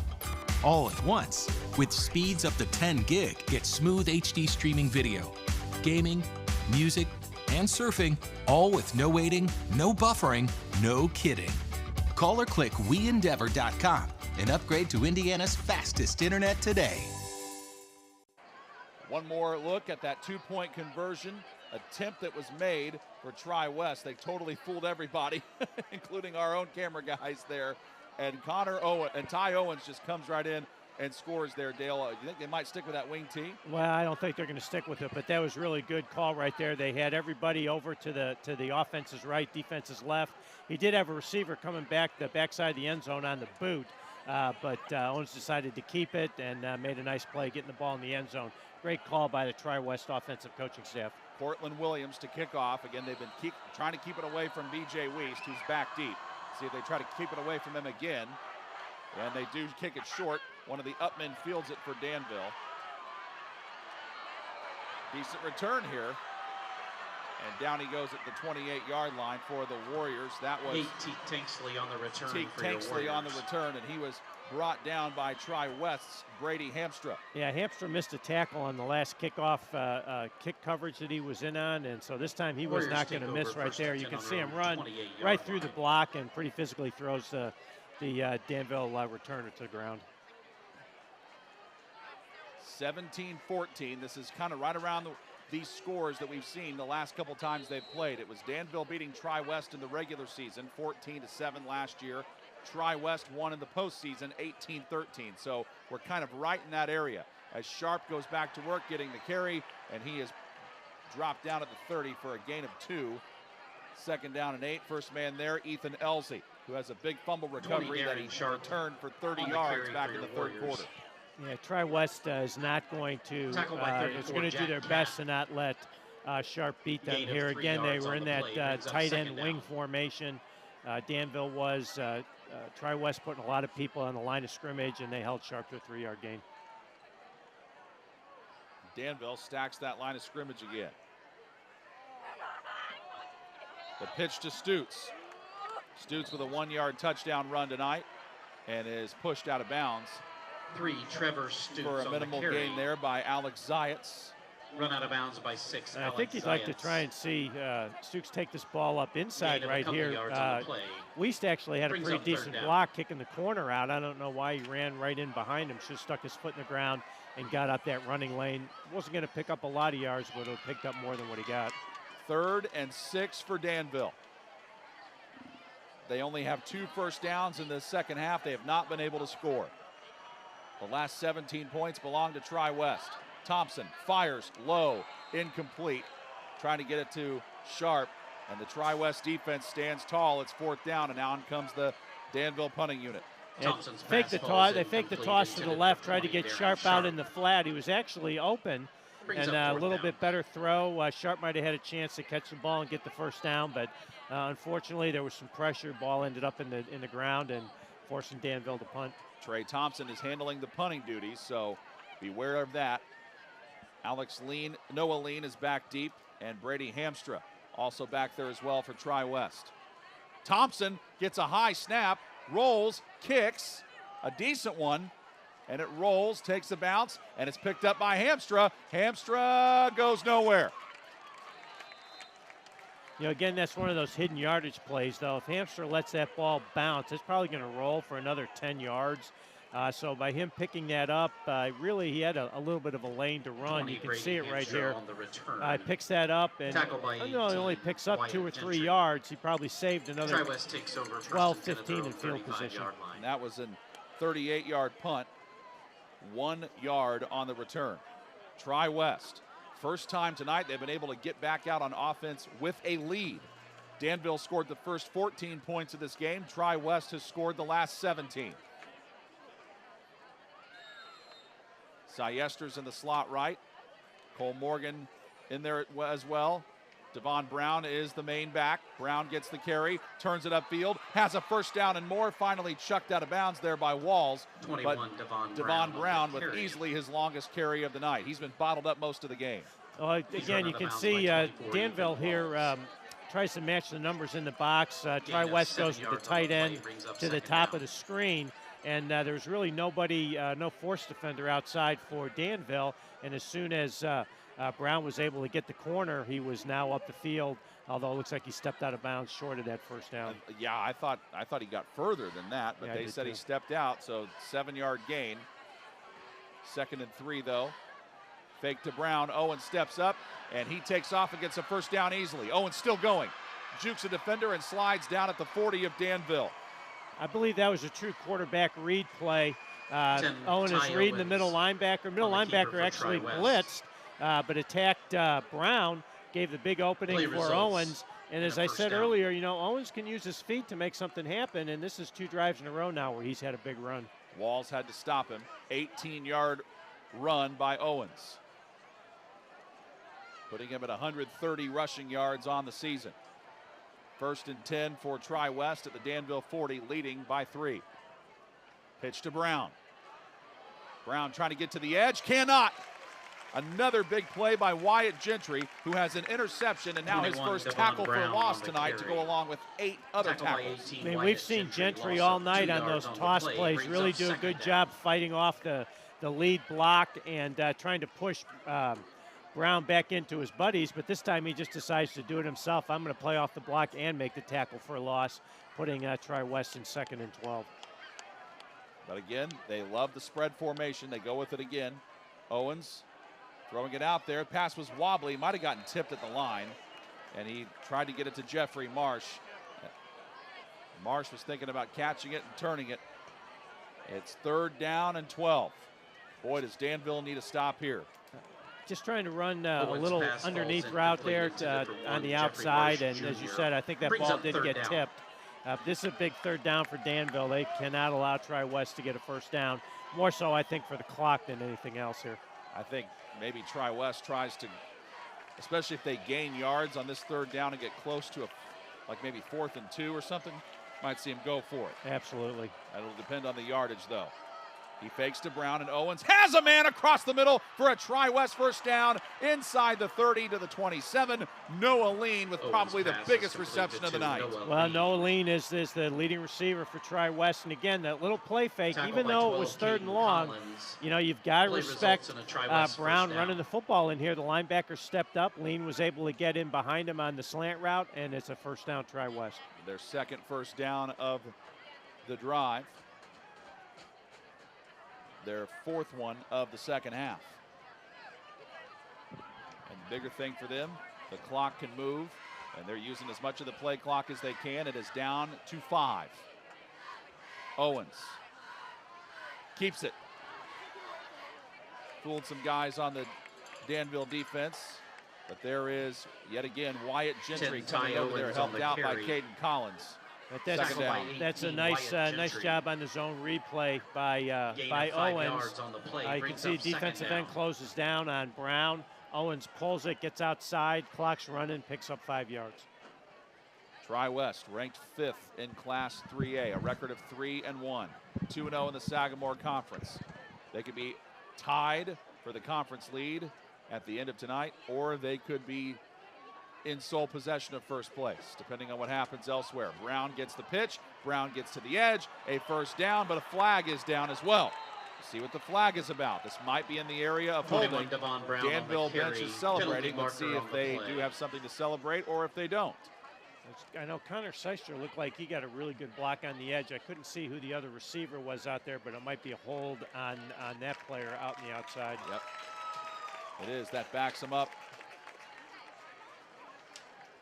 Yep, I think Syester's is going to be the guilty party there. No, I think it was Marsh. It looked like Marsh had his hands outside the frame of the body, right outside on the sideline, right in front of the official. I think Seister actually had a pretty good block right there. Penalty marker, at least from my eye. Tri-West. Still 2nd You're the down. coach. I trust him. Doesn't matter. It was a penalty, and it got called. It backs him up to the 28, 10 yards from where it happened. So it's 2nd down and 10.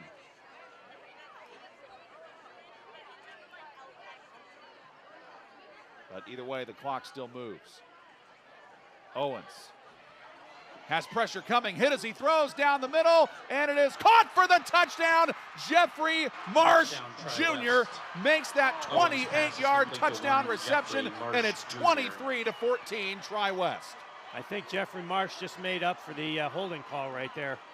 Does a great job. It's just a simple switch post route. Marsh was at the number 1 receiver, pushed vertical, came to the post, got lost in the Danville coverage, lost him. He got behind the safety, and that's a big touchdown here for Tri-West with 7.5 minutes to go.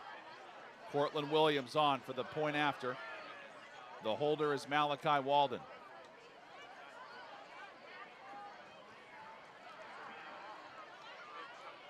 Snap is good, hold is good, and so is the kick. 24 unanswered for Tri-West. We'll see if Danville can respond when we come back on the ISC Sports Network. 37, Cortland Williams is. Your life is on the go. Now your viewing habits can be on the go. With the ISC Sports Network app, your team is at your fingertips. You can download years worth of content from the ISC Sports Network library. High school, college, special events, weekly and monthly shows, wherever you find your favorite app. And you can always find out more information at iscsportsnetwork.com. Don't forget, you can always see game highlights, promos, and more by following us on social media. You can follow ISC Sports Network on Instagram, Twitter, Twitch, Facebook, and TikTok. Subscribe on ISC's YouTube channel for free game streams, too. Just search ISC Sports Network on any of those platforms. 24-14 is the lead for Tri-West.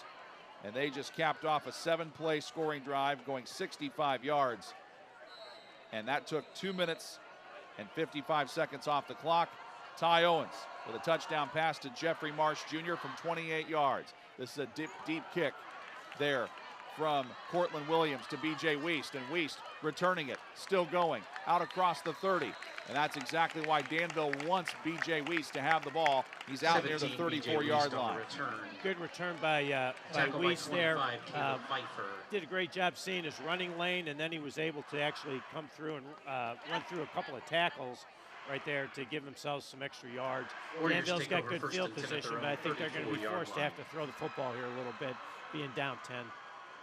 Ty Owens tonight with 3 touchdown passes, giving him now 9 on the season. Now Trevor Thompson and his Danville offense have got to try to mount a response. They've seen Tri-West score 24 unanswered points. Thompson fires, and that catch is made by Wiest. Wiest spins out of a tackle, and down he goes at the 39-yard line. Wiest is such a tough player to bring down. He does a nice job reading the blocks. Has to take it back up inside, but is able to run through a couple of arm tackles, make a nice run. Maybe that should have been a 2 or 3 yard gain. At least he was able to get Danville into 2nd and 5. Griffin and Cole able to make the tackle. 2nd down.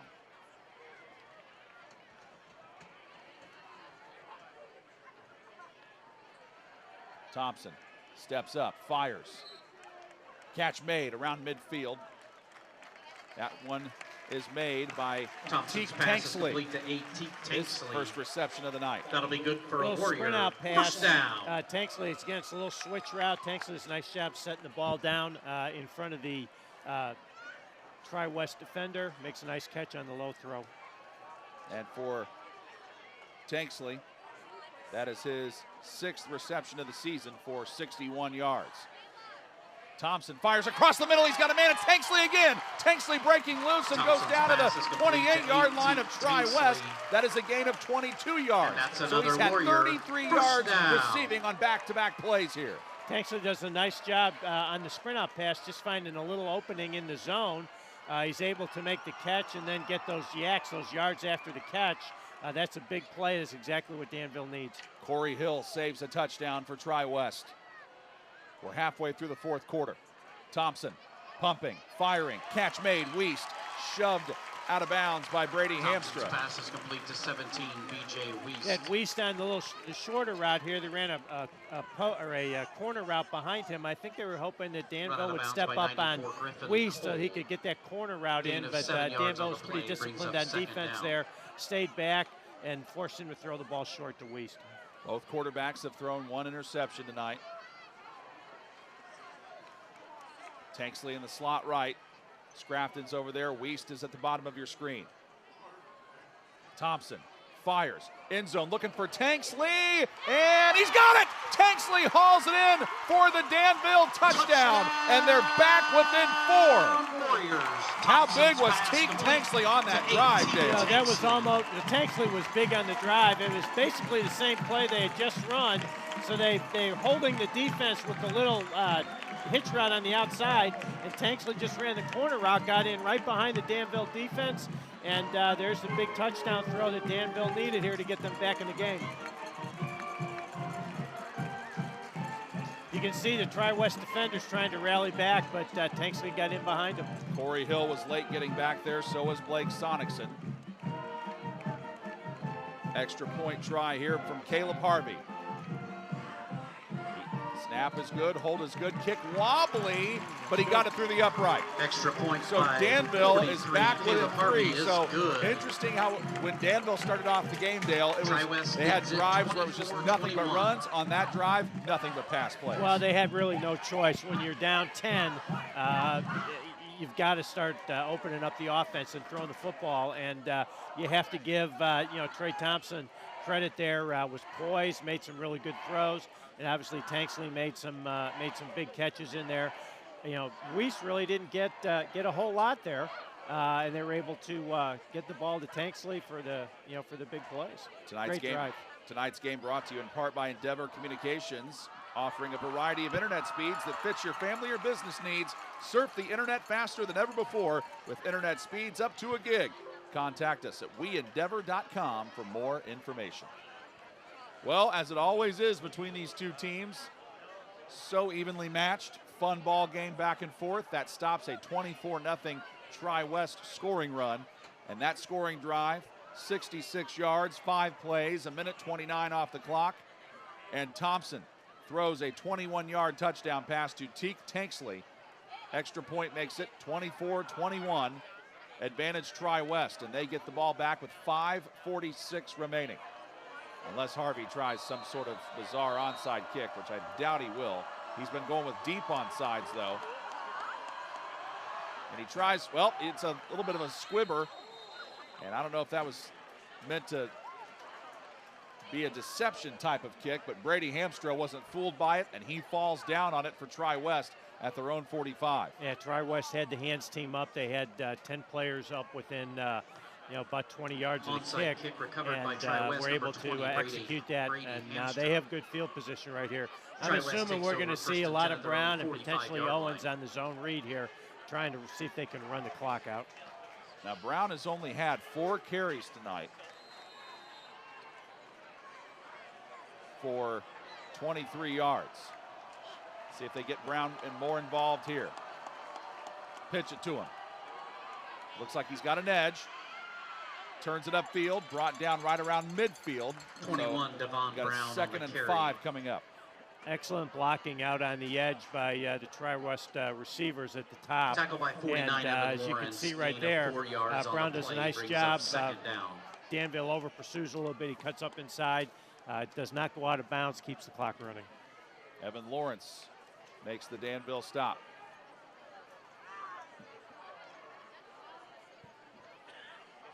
Tri-West, of course, taking all the time they can. Both teams have all 3 of their timeouts remaining as we come up on 5 minutes to play. As the handoff to Brown. Brown has nowhere to go this time. Hahn was there, and also so was Trey Ross. Ross helps finish him off, and Brady Hahn is helping set the edge. 3rd down, Bruins. Again, very good play. That was a zone read. They had the quarterback covered that time, had to hand it off, and Danville gets really good push up front. Excellent play by Trey Ross, and his buddies come and finish it off. 3rd and long now for Tri-West. Yeah, he loses 2 yards on that. 3rd down and 7. Danville fans making a ton of noise, as you can probably imagine, hoping their Warriors can get a key stop and get the ball back. Still a lot of time to play. I think they're going to call timeout here. Tri-West looked like they were a little bit confused, so they are using their first Tri-West. timeout of the second half. Well, I think they wanted to run the clock down there a little bit, but I also think they wanted to think about what the call was going to be here. This is a big 3rd down play for them. You know, if they're able to get a first down, allows them to run some more clock in here or force Danville to start using timeouts. If they don't get it, Danville's got a little bit of momentum. See what they can do with the ball. Danville went 3 and out on their opening drive. Tri-West scored on their opening drive of the 3rd quarter. A Cortland Williams 28-yard field goal. Danville turned it over on downs. Tri-West had an interception. Then Danville gave it right back via an interception. Tri-West punted. Then Danville got it back, but they lost it on a fumble. Tri-West took advantage and scored to make it 17-14. Then after a Danville punt, they scored to make it 24-14. However, Danville came right back in a touchdown pass from Thompson to Teak Tanksley from 21 yards. That put them within 3. And now Tri-West trying to hold on here and run some clock, but they're facing a 3rd and 7 from their own 48. Been an eventful second half. Owens, he had time, now he doesn't. He fires, and he's got a man. Catch, first down, into Danville territory, Cole Morgan. Owens passes. He was trying to get that little slant route in over the middle of the field that they've had so much success with. But Danville does a good job covering it up. Got to give the Tri-West receivers here some credit going into the scramble drill mode and getting into the open seam, and Owens found him, and first down. Gentry and Wiest combined on the tackle, but not before Morgan picks up 17 yards on that pass play. Owens has 3 passing touchdowns tonight, and on the season he's got 9 touchdowns to 5 interceptions. Owens gives to Brown. Brown picks his way forward to about the 31-yard line. Brown on the that carry. Is a gain of 4. Tackled by 49, Evan Lawrence. Evan Lawrence there to bring him down, 2nd and 6. And I think Gain Danville, of 3 yards on the play. Danville is using their first timeout of the second half. Yeah, Danville's going to have to do something here because they can't just let them run the clock down here. It was a pretty decent push there. It wasn't a lot of yards for Brown, but it's those positive yards put themselves in a 2nd and 5, 6. Keeps at least their run game playbook open here for the next play. I wouldn't be surprised if we see a little, again, zone read here because Danville is putting some numbers in the box to try and stop the run. And we know with Tri-West, they're not afraid to put the ball in the air with Ty Owens. Yeah, they are not, but I'd be surprised to see them do that here right now. I might think that Owens might use his legs here a little bit to see if he can make something happen, potentially get another first down. And Brown's longest run of the night has been 7 yards. That time he got about 4. Yeah, Danville defensive front has done a really good job of really taking Brown out. But as we talked about at the beginning of the game, Tri-West has so many offensive playmakers. It's like, which one do you stop? If you stop one, they're going to find somebody else. And Owens obviously has done a nice job tonight with 3 touchdown passes. Morgan is at the bottom of your screen. Lean is in the game as a wide receiver, so is Jeffrey Marsh Jr. Brown remains the main back. Give to Brown. Straight ahead he goes. Inside the 30. Backpedaling his way close to a first down. Depends on the spot. 21, Devon Brown. I believe he's short. We got another timeout by Danville. So that makes it 3rd down. Tackled by 23, Andrew Smith. Andrew Smith tackles him, but he got 5 yards, so that sets up Gain a gigantic 3rd and 1. Brings up 3rd Danville down. uses their 2nd timeout. So here's the thing. You know that Tri-West, even if they don't get this on 3rd down, they're going to probably go for it and try to ice the game. Absolutely. There's no way they're going to kick a field goal or do any of that. It's definitely a 4-down spot here for them. And again, you know, do you run the quarterback sneak here? Do you try and run the zone read play here? Or do you just give it to your workhorse? You know, I think they've got some options over there, and they're probably 3 pretty good ones. They'd feel pretty great, though, if they could be sitting around with around 3 minutes to go and Danville not having any of their timeouts left. Yeah, absolutely. And, I mean, whatever happens here, you know, I think Danville is going to be forced to have to spend that last time out here, if not on, if they don't get the first down or the first down here, Danville will have to stop the clock again. Just like you hear at Colts home games, Danville bringing out the third down bell, hoping to see if their defense can stand tall. Owens going under center. Quarterback sneak. Tries that. Got it on the second effort. Yeah, really good push by the left side of the Danville line. Owens Ty does a nice job too. You could tell when he took the snap, he was looking for a bubble, and he got right into that guard, left guard center gap. Really good push, and he got the first down. And it's going to be tough here for Danville going down. They just have not used their last time out, but they're going to have to here on this next play.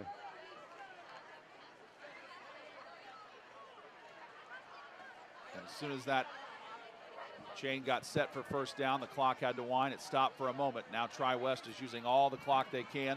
Play clock down to 5. Direct snap to Owens. He is stood up and dropped by Darren Sharp. So no gain on that run. On the keeper. There's that quarterback isolation play, trying to use Owens' legs right there, and did a very good job of fighting off the block. I can't see the number. It looked like Braden Hahn from his defensive tackle spot was able to get push on the offensive tackle and allow the linebacker step up, plug the hole for no gain.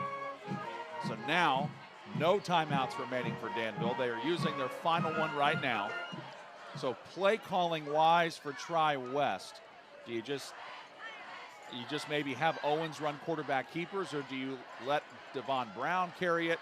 How do you keep the ball in your hands and that clock moving? Yeah, again, I think we might see the quarterback ISO play that they ran on the last play. It's a safe play. You're not worrying about a handoff. You do have a lead blocker.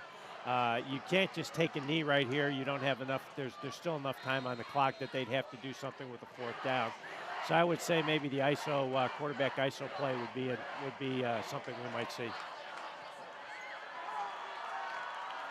Owens pitches to Brown. Brown has space in front of him. They try to close the gap. Ethan Walls comes over there and tackles him inbounds. That's the key. Tackle him in. If you are Tri-West, you want to stay in bounds here and keep the clock moving. At least they do that. Yeah, absolutely. Owens does a good job. I think he tries to give himself up there. Danville is trying to get him out of bounds as much as they can. Not able to do that. Again, that's a relatively safe play. Just give that little pitch out there to Owens. Let him get what he can get down, and just keep the clock running. They gain 3. It is 3rd and 7. Clock moving. Play clock is now inside 10. Now it is inside 5. Owens rolling, just decides to keep it. Hit once, breaks a tackle, and down he goes. Just outside the 20, spotted at the 22-yard line. So not nearly enough for a first down. Now this is just designed to keep the ball in one player's hands, make sure he stays in bounds, keep the clock running, and just get the fourth down. See if they can get a first down, but more importantly, Danville, if they do stop Tri-West here, they're going to have a long ways to go. Cannot stop the clock. No timeouts left. Play clock is down to 7. Danville fans making a ton of noise. They're going to call timeout here. Yep, Tri-West ticks the play clock all the way down, takes their second timeout of the second half. Tri-West was trying to get it cheap with the hard counter, their freeze play there, try to get Danville to jump when they didn't. They just wanted to run the clock down. So they've got some timeouts to spare and talk about the fourth down play.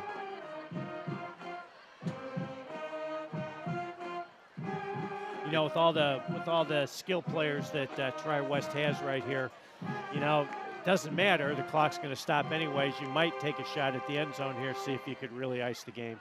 Yep, you do that. You'd go up by 10, maybe just 9 if you miss the extra point. So that would definitely put the game out of reach for Danville. But even if they don't gain another yard and they turn it over on downs, Danville's going to have to go 78 yards to score a touchdown, or they're going to have to go maybe about 65 or so yards to get close enough to try a field goal with Caleb Harvey. That's why I like that. I like what the skill players that Tri-West has to take a shot at the end zone here. Now they're coming out in a tighter formation. I don't know if they will.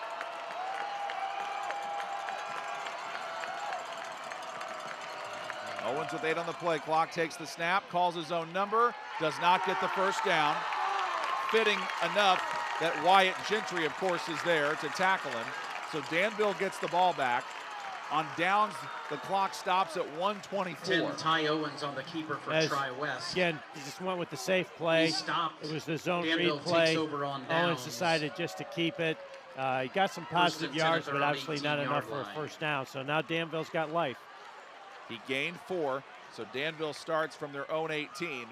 They've now got to go 82 yards for a touchdown. Probably about 70 or so to get in field goal range. Thompson with pressure coming off the edge, floats one out there. It's caught on a screen. 20, 30, man breaking loose. 40, that's Sharp. Sharp still going across midfield. He's brought down in bounds though. The clock stops for a first down, and once the chains get set, they'll move again. And Sharp might be hurt. That's a great call, though, on the screen play to get the ball to Sharp. Is your best, one of your best players, and allow him to just get up the field. But you're right, it looks like he's hurt. Sonicson and Hamstra bring him down. The ball is at the Tri-West 45-yard line.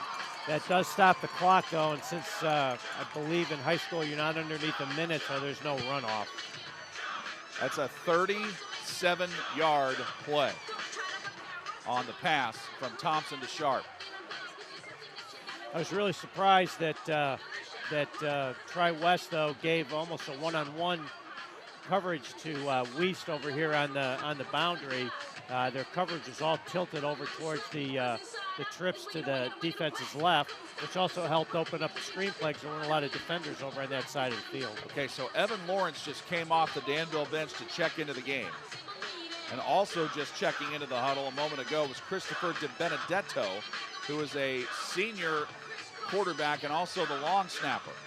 So Gentry is in the huddle.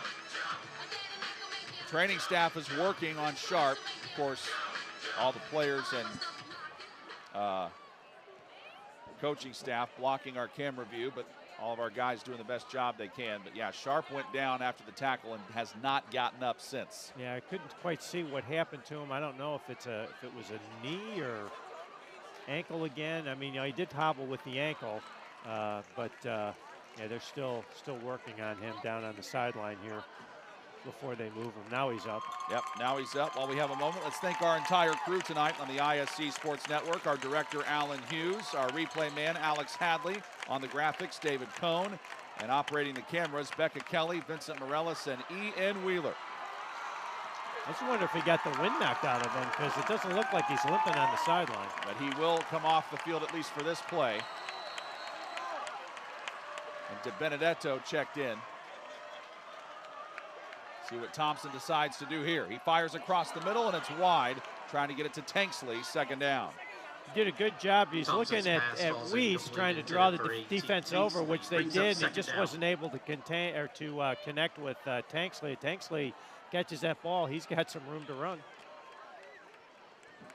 At least the benefit of that play is it stops the clock for you when you have no timeouts. Stutz is in the slot over there with Wiest and Scrafton. Still no Sharp in the game. Fires out. It is caught by Wiest. Wiest has some room. Wiest trying to go and get out of bounds, and he does. Doesn't get the first down, but he's pushed out at the 39-yard line. That's a gain of 6. That makes it third down and about 4. And that's great presence by Wiest to get what he can get, but also get out of bounds here. Good blocking on the perimeter by the Danville defender or receivers. They do a great job blocking for each other out there. That was Scrafton, or rather Stutz, who threw a really good block, and Scrafton threw one before that. Scrafton goes out wide to the right. Wiest is at the bottom of your screen. Big third down for Danville. And before the snap is taken, a flag comes down. Illegal procedure, I believe.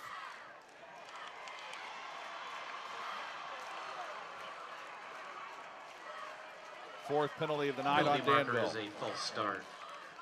That backs him up to the 44. So that just made 3rd and 4, now 3rd and 9.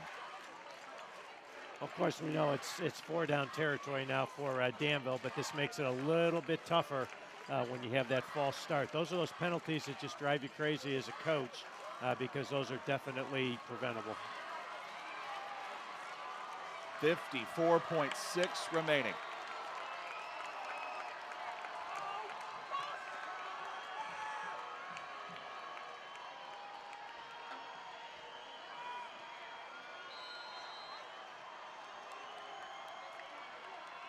Thompson has pressure coming, fires down there, looking for Tanksley, broken away. And the man who was there and is upset at himself for not having an interception is Corey Hill, number 4 right there. He thought he had one. Thompson's pass didn't quite time it right. Corey Hill did a good job, though. He undercut Tanksley. The throw was a little bit short. Hill was right there with good coverage and could have just iced the ball game there, but Danville's got one more shot. It all comes down to this, 4th and 9 with 49.9 on the clock. Well, if I'm Tri-West, I got 2 people on Weiss wherever he is right now. He is in the slot left. Tanksley's going wide to the left.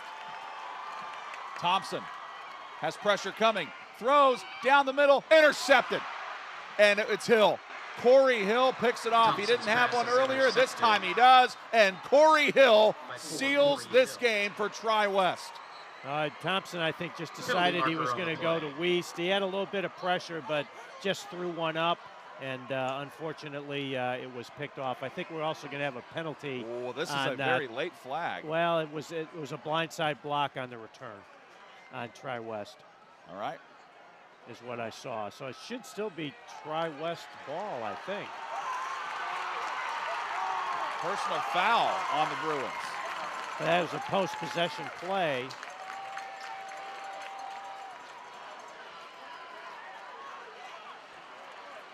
This is where the old college coaches isn't with the so it should be Tri-West ball. It's just going to be a 15-yard penalty. Yeah. Yeah, for a minute there, I thought he was the way the crowd reacted that Danville was going to get the ball. Penalty marker is a blindside block against Tri-West after the interception. Yep, interception stands, so the penalty just backs them takes up. over 1st and 10 to the 10-yard line. That was.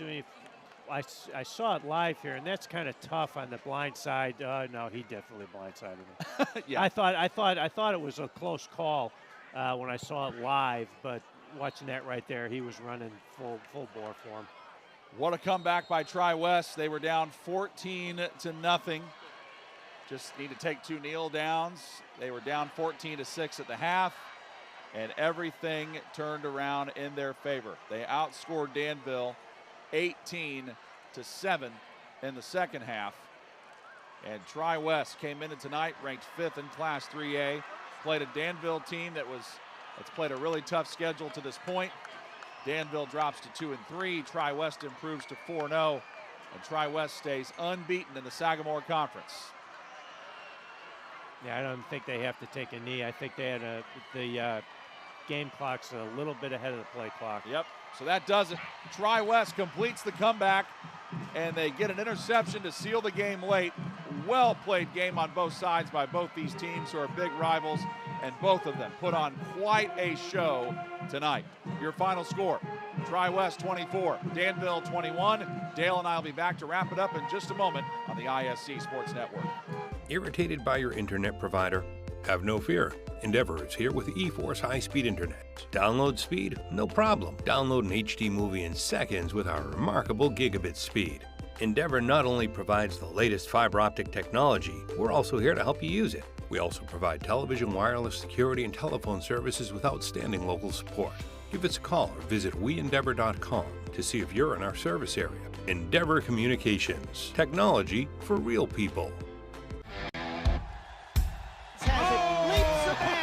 Still on his feet. Stevens lunges. Are you kidding me? Champions of Marion County. Unbelievable. Touchdown. Living up to that last day. Wabash Wabash has the lead for the first time today. So that was going to be a highlight reel. Oh, baby. Yeah, you can celebrate after that. Tonight's game has been brought to you in part by Endeavor Communications, the fastest broadband speeds in Indiana. Visit them at weendeavor.com. By Get 'em Associates. Get 'em Associates design and remodeling contractors. Get it done faster with Get 'em. By the IndyCard Exchange, Indiana's source for vintage and modern sports cars. By Paul Sylvester Leadership Coaching. Leadership coaching redefined. And by Wabash College. Visit Wabash College today at wabash.edu.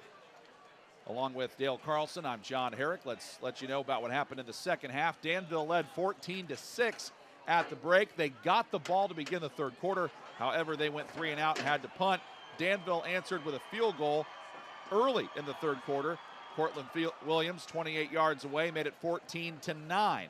Then Danville, though, got it back, went 6 plays with the ball, turned it over on downs. Tri-West had an interception. Wyatt Gentry picks off Ty Owens. Then Danville gives it right back to Blake Sonicson, who intercepts the quarterback for Danville, Trey Thompson. And then after he gets it back for his team, Tri-West has to punt it away. Then Danville, they give it right back to Tri-West. Ethan Elsey recovers a fumble, runs it 30 yards back to the Danville 15, and then it's a 3-play, 15-yard scoring drive that takes 56 seconds off the clock. Owens throws a touchdown to Cole Morgan, 17-14, Tri-West after they got the 2-point conversion. Then another 3 and out by Danville. Tri-West would then go on a 7-play, 65-yard scoring drive, 2:55 off the clock. Owens had a 28-yard touchdown pass to Jeffrey Marsh Jr. The extra point made it 24-14 Tri-West. Then Danville comes back, though, with 7:15 to go in the fourth quarter. They start from their own 34. They go on a 5-play, 66-yard scoring drive, take a minute and a half off the clock. Thompson throws a 21-yard touchdown pass to Teek Tanksley, and the extra point made it 24-21. Tri-West then would go on a long drive, take over 4 minutes off the clock. They would turn it over on downs. Danville tried to get down the field as fast as they could. They had to go from their own 18 with a minute 24 left. But then Corey Hill intercepts Trey Thompson, and all Tri-West had to do after that was take 2 kneels, and they take 2 knee downs, and they win it 24-21. Be back with final thoughts after this. You're watching the ISC Sports Network. Want lightning fast internet speeds? Choose Endeavor. Go from slow to whoa. From last to fast. And wait to great. Endeavor Communications is bringing the fastest internet speed in Indiana to your town, so you can download huge files in a flash, stream videos at blazing speeds, and game online faster than you thought possible. Think fast and contact Endeavor Communications today at join.weendeavor.com. Leaps ahead, still on his feet. Stevens lunges. Are you kidding me? Champions of Marion County. Unbelievable. Touchdown. Living up to that last name. Wabash has the lead for the first time today. So that was going to be a highlight reel. Oh, baby. Yeah, you can celebrate after that. 24-21 is your final. You see the crowd there filing to the exits. A hard-fought battle between both these teams, but Tri-West at one point scores 24 unanswered before Danville scored to get back within 3. But in the end, Danville falls short, and Tri-West improves to 4-1 and continues to show why they are the number 5 ranked team in Class 3A. Along with Dale Carlson, I'm John Herrick. Dale, your final thoughts about what was an incredibly hard-fought game by both teams. Yeah, it's always hard to see a team, either team lose in a game like this, but they both had chances, and Tri-West was the one that came out with those plays that we talked about at halftime. You know, we have to go back and look at the film and figure out which 5 or 6 plays they are, but they were the ones that made the plays, and they won in a close game. Danville did a great job taking Brown out of the game. Tri-West, really good running back, but of course, as we said, There's so many offensive weapons that Tri-West had, and Owens is a tremendous quarterback, and he made some great plays with the 3 touchdown passes tonight. And they stopped sharp in the second half for the most part, and I think that's what led to Tri-West's win tonight. Tri-West has now won 2 straight in the series, and Jason Ward, their head coach, who helped Tri-West win their first ever state championship back in 1996, he now has an impressive 31-10 record as the coach of the Bruins, who improved to 4-1, and Danville's coach Jamie Comer, just his 6th loss as a head coach in his 3rd year at the school, to go along with 23 wins. Your final score for the final time from Warrior Stadium: Tri-West 24 and Danville 21. For my partner Dale Carlson and the rest of our fantastic crew, I'm John Herrick saying so long from Danville. You've been watching high school sports and high school football rather on the ISC Sports Network, where local lives here. Again? Tortured by technology? Have no fear. Endeavor is here with Speed Geeks. Our Speed Geeks are expert technicians ready to rescue you from technology troubles. Our experts are here to get and keep your Wi-Fi running properly. We'll even make sure all of your devices stay connected. Give us a call or visit weendeavor.com to see if you're in our service area. Endeavor Communications, technology for real people. Fall means football, and on the ISC, we've got you covered all season long. Catch our broadcast live on television on MyNDTV 23 and Comcast 81, as well as streaming on ISCSportsNetwork.com. With a subscription to ISC for only $4.99 a month, you get access to our entire library, viewable anytime, anywhere, on our website or on the ISC app. Don't miss a single broadcast. ISC Sports Network. Football lives here.